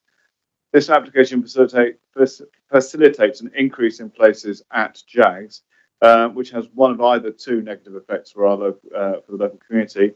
If it attracts more local children to the school, that places further pressure on our excellent local schools. We, as officers, as committee members will know, we are closing schools across the borough. So seeing school places increase at a private institution places further pressure on those schools if the children are coming locally. If the children are coming from a long way away, then we're back to traffic again, aren't we? So again, we have a concern about the extra number of school places being created. We also just talked, and thank you, Councillor Salmon, about your question about bike parking spaces. Paragraph 7 suggests there'll be 17 potential residents of the new developments and only 8 bike parking spaces. I'm very glad to hear Ms. Hutchinson suggest that there could be more bike parking spaces, and I would absolutely support at least a doubling of that. We can't have more pressure on our local council provided bike hangers nearby. And then I'm also grateful to Councillor Salmon about the question about the vehicular entrance. Again, this is a concern for Councillor Newens and I, and I'm glad to hear that there are proposals in place for mitigating that use as a private parking space. Given the location of Dulwich of the building right on the entrance, the busy four-way junction of Village Way, Redpost Hill, Dulwich Ridge and East Dulwich Grove, having any more traffic at that site is very, very difficult. We're putting in major redevelopment of the junction starting in the new year. And as we've heard, the CBZ is starting. But again, this development has to be car-free. So that's my views on it. Thank you for your time. Thank you, Councillor Leeming. Any questions for Councillor? No? Not at all? So you would like to see a doubling, so 16, at least 16 bike hangers? Yeah. Would those be the Sheffield ones?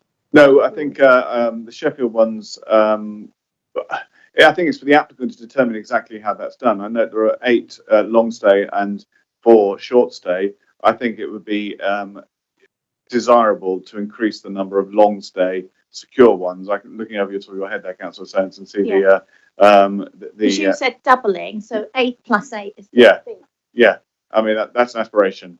So it'd be up to, of course, for officers to negotiate that with the school. But I'm putting forward a very strong steer from us as local councillors that we want to see as much bike parking space as can be generated on this site. So 16 is an aspiration, yes. All right. Thank you, Richard. That's pretty comprehensive. Thank you. Okie dokie, colleagues. So, any thoughts, comments? Yeah, Sam, go ahead. I just wanted to comment from officers about whether the viability assessment takes into account the profitability of the rental units. Yes, it does. The developer's returns on one of the inputs, and that's Sorry, so that figure is rent. That's to do with the rental. Oh, sorry, I misunderstood. You mean rent income generated from? Yeah. No, PPG sets out we can't take those considerations into. I did say rent, didn't I?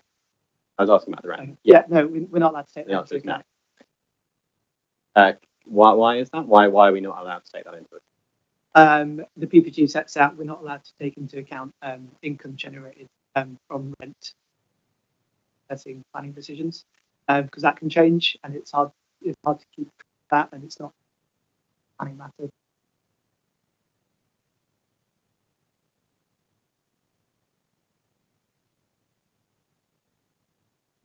Oh, sorry. When would this review mechanism kick in? How many years hence? I'll defer to Dennis. It will be on completion. So we'll have the benefits of the actual costs, actual receipts, the actual cost of delivering the scheme in terms of assessing viability and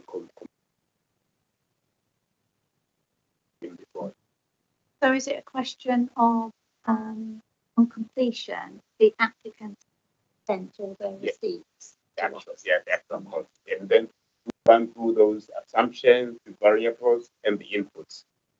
And we get. And then is it assessed on current? So you've got a benchmark land, a residual land. So is it based on current or future? It should be indexed. Yeah, indexed. Because permission is normally granted with a condition to commence within 3 years. That permission, the completion could be 5 years after the date of the permission, but it will be indexed to that time.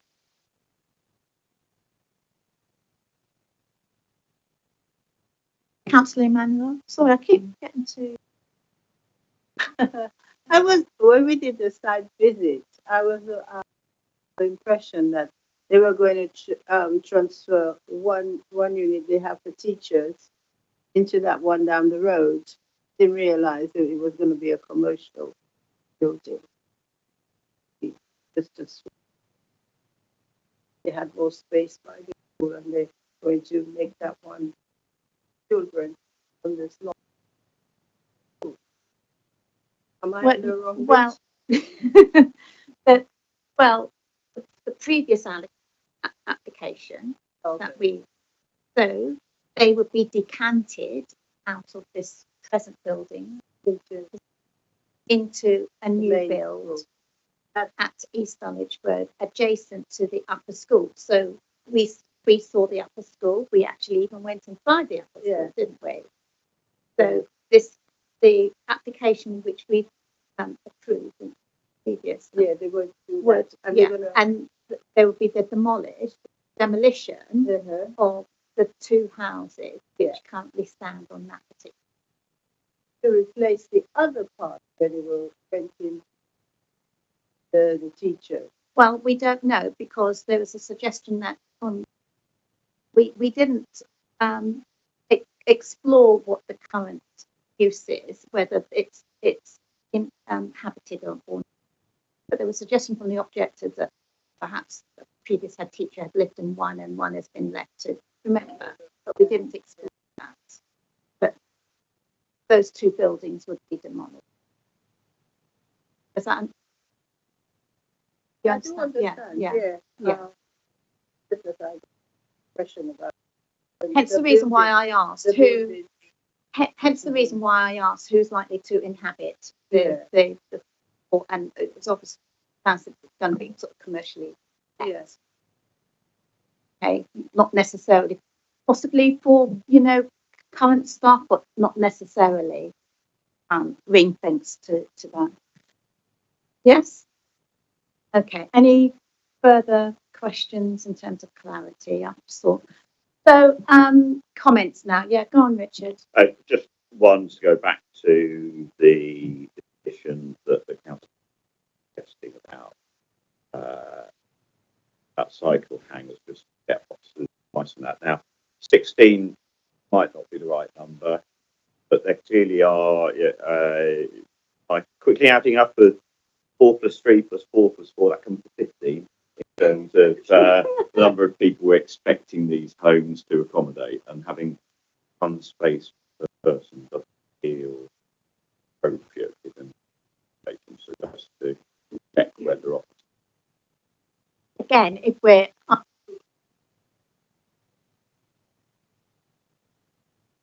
what would you like to comment? Is that reasonable for us to?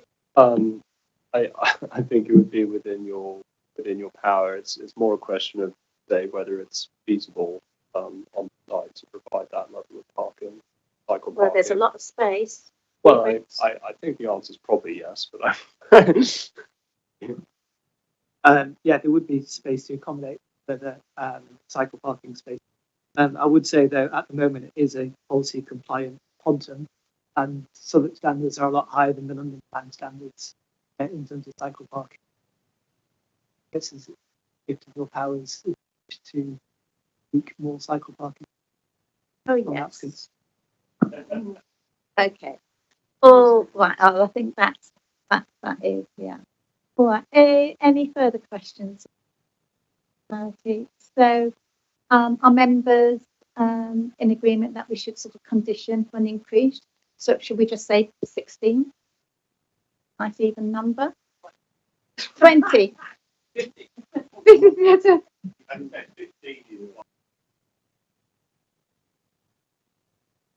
Okay. Well, what about? So does that include 15 long stay plus 4 short stay? I would be happy with that. Yes. What's it?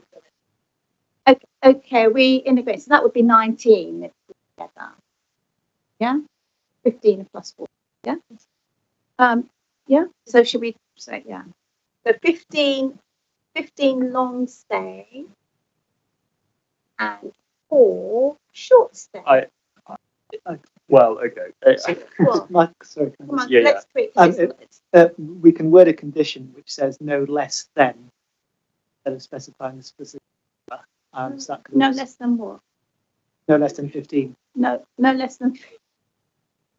than 15 and no less than 4. So condition 5 currently says before any above grade work begins, basically details of the cycle parking will be submitted and thereafter retained. So that condition can be amended to specify that the cycle parking shall include at least 15 long stay and 4 short term. Yeah, that's very clear. Oh, where did you get the no less? Yeah, we're being sort of proactive in this. All righty. So, colleagues, happy with that? All righty. So, colleagues, I would like to propose that we accept the officers' report and conditions set out in the addendum, with the additional condition that we have at the 15. We're amending. All right, then we're amending condition 5 so that we have 15 long stay cycle hangers and 4 short stay cycle hangers, total of 19. What, hang on a sec. Do I have a seconder? Councillor Livingston. All those in favour? That's carried. All righty. Okay. Thank you very much, colleagues. And we'll just stay to. Yeah. Thank you, colleagues. Thank you, Michael.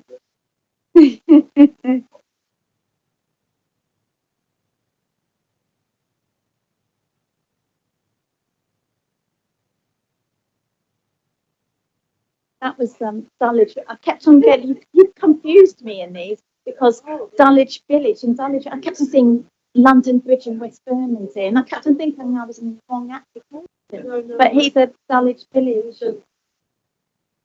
Now you put London Bridge and West Bermondsey. Oh, right. Oh, there's always a danger of copying and pasting. Right, so now we're on this Jamaica Road.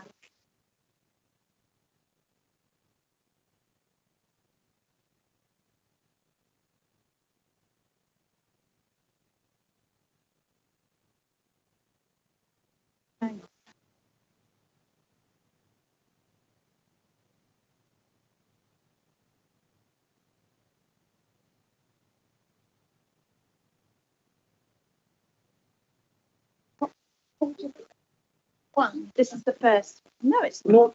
The Jamaica Road is last one. The last. Yeah, but in this month, it's not the first one, is it? No, it's last one. Last. Yeah, it's last one.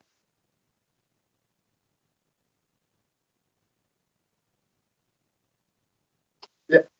Well, especially for long sessions. Yeah, definitely organized. Well, the main committee. That's Yeah, I mean. Colin puts that on. Yeah. Colin puts it on. Colin puts it on. Yeah. Yeah, Well, you now. Yeah, the budget We've got a very good proposal.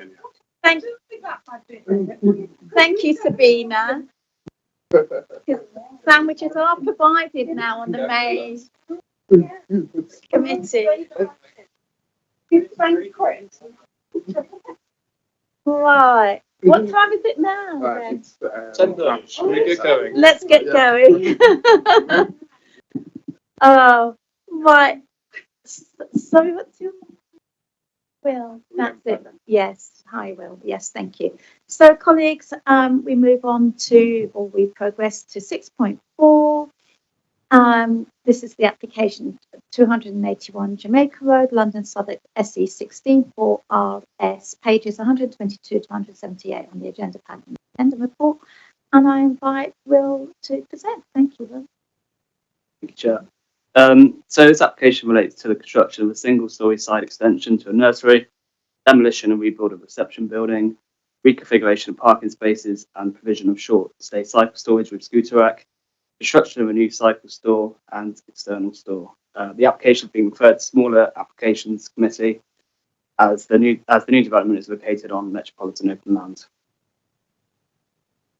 The site relates to a cluster of buildings located on Jamaica Road between Bermondsey Station and Canada Water. The cluster comprises a series of two-storey buildings with slate roofs, a brick hall with a number of modern brick extensions. Buildings are set back from the streets and shielded by mature trees to the north, south, and west. Bosco Centre to the east of the site is locally listed. The red lines on the picture on the right denotes the areas where the extension and stores are proposed. The site is in occupation by the Bosco Centre, which is a registered charity operating a range of educational and community services. These include a nursery, college, and youth clubs. So here we can see a few views and photographs taken around the site. The site has both vehicular and pedestrian access from Jamaica Road to the south and pedestrian access from Paradise Street to the north. Here's an overview of the consultation undertaken. The immediate neighbours bordering the site to the north were sent letters. 3 site notices were displayed across the site. A press notice was also issued. This was considered a proportionate approach to public consultation given the setback proposal from neighbouring properties and modest size of the development. No public representations were received. Here's the proposed development. The side extension to the nursery extends to 107 square metres, will be single storey. The replacement reception measures 27 square meters. The two areas, can you see in the red towards the right of the site? That's where the cycle stores are proposed. A new formal entrance is proposed to the nursery with its own reception that provides safe internal access to the playrooms for the children. Here are the proposed elevations of the proposed from the south. You can see the replacement reception quite clearly here. As a modern structure, the existing reception room is not of special historic or architectural interest. If demolition and reconstruction are considered acceptable, proposed design will be single story and remains at the same width as the existing. Such height, scale and massing are considered subservient to the main hall and respectful of the existing urban grain.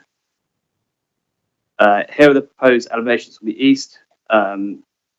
As you can see, it's single story again and will wrap around the east side of the cluster. A consistent and contemporary design will be adopted for both the reception room and side extension. They're to be constructed in cladding in a kind of anthracite grey colour. The bay windows in the playroom are designed with a lower sill height to better suit the needs of children. The proposed design is clearly distinguishable from the brick hall behind and considered a playful addition to the existing brick buildings. Here are the cycle stores. The long stay store comprises 8 spaces. It's to be located next to the Bosco Centre and it's to be constructed in timber. The short stay store for 6 spaces and 10 scooters is to be located near to the entrance of the reception. Both meet the required quantum of transport terms. The site is subject to several designations.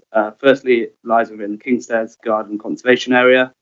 In terms of heritage conservation, it's single story and shielded by mature trees. The extensions are unlikely to affect the openness of the conservation area and will preserve the character and appearance. There's adequate distance between the proposed extensions, bike stores and locally listed 281 Bosco Centre for a setting to remain undisturbed. In terms of being in flood zone 3, a detailed flood risk assessment has been carried out and deemed acceptable, and recommendations set out within the report have been reflected on the decision notice as an informative. Trees within the conservation area are protected and appropriate tree protection measures are proposed, such as no tree loss. Our urban forester has requested conditions in terms of compliance with the submitted measures and site supervision, which are reflected as conditions on the decision notice. In addition to all this, the site lies within Mole. Mole is afforded the same level of protection as Greenbelt. Areas of Mole must be protected from inappropriate development in accordance with national planning policy tests. But there are cases where development on Mole is considered acceptable as a result of exemptions to this rule. This is the case here, as the proposal comprises an extension to a building, does not result in disproportionate addition over and above the size of the original building. Bike stores are considered limited infilling of previously developed land and not have a greater impact on the openness of Mole. The proposed extension is single story, proportionally sized, and they don't remove any landscaping or any green Mole. They sit on previously developed hard standing. So yeah, I kind of came to the conclusion that it will not significantly affect the openness of Mole when compared with the existing arrangements. The site forms part of the Kingstairs Gardens sink. This acts as an important green link between the River Thames and Southwark Park, but no ecological impacts are expected. However, biodiversity improvements have been sought, which will provide 4 bird boxes and 2 bat boxes across the site. This has been secured through condition.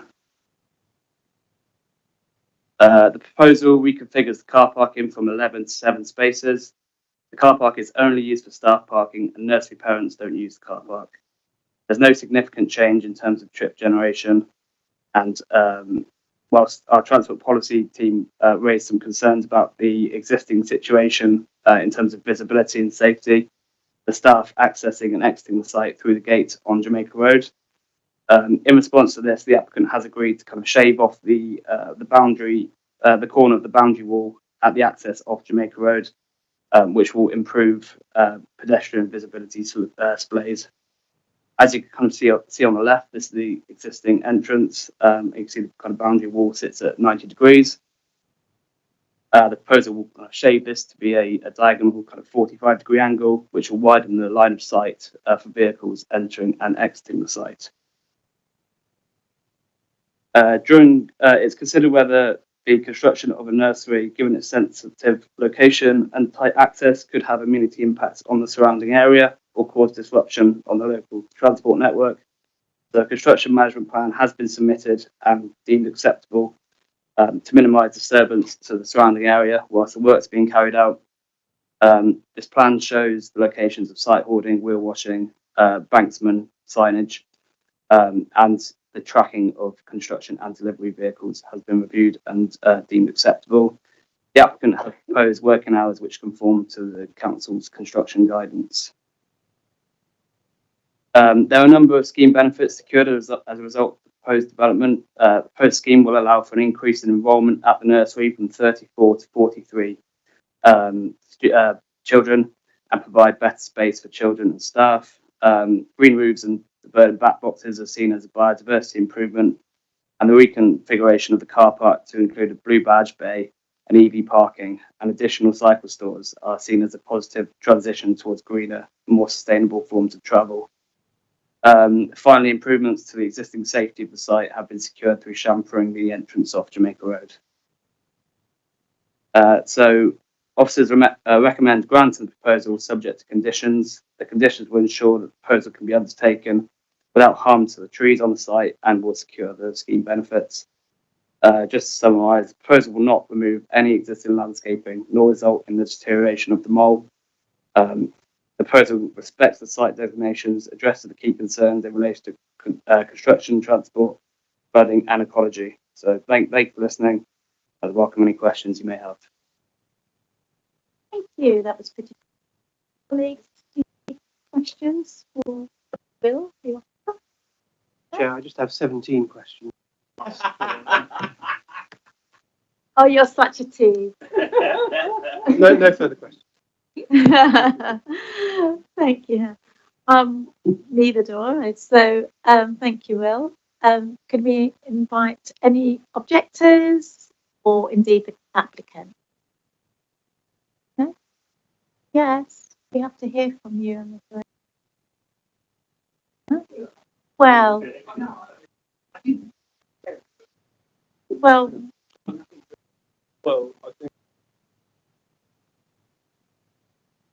Right. Okay, well, you can just formally sort of say that you.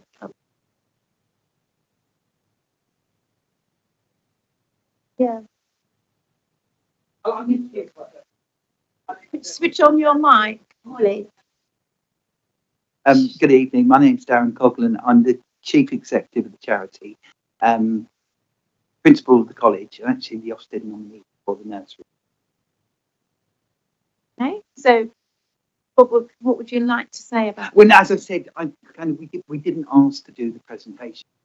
We've seen Bill's preparation, so I mean, really, our plans are to meet the increased demand, improve the college facilities and young people, albeit within planning consent. So I haven't really got anything All right, else to that's say. fair enough. Colleagues, any questions? Right, sir. Well, thank you very much. Sorry to put you on the spot, but I thought that you were prepared. Okie dokie. So, are there any supporters that wish to say anything? No, and we don't have any ward council present. So, colleagues, are we happy for this application to go ahead? Do I have seconder? I would like to propose that we accept the. Jane, okay. I'd like to propose that we accept the officer's report and recommendations for approval with conditions set out as in the addendum or wherever else there might be, and all those in favour. That's unanimous. Thank you very much indeed. Thank you, colleagues.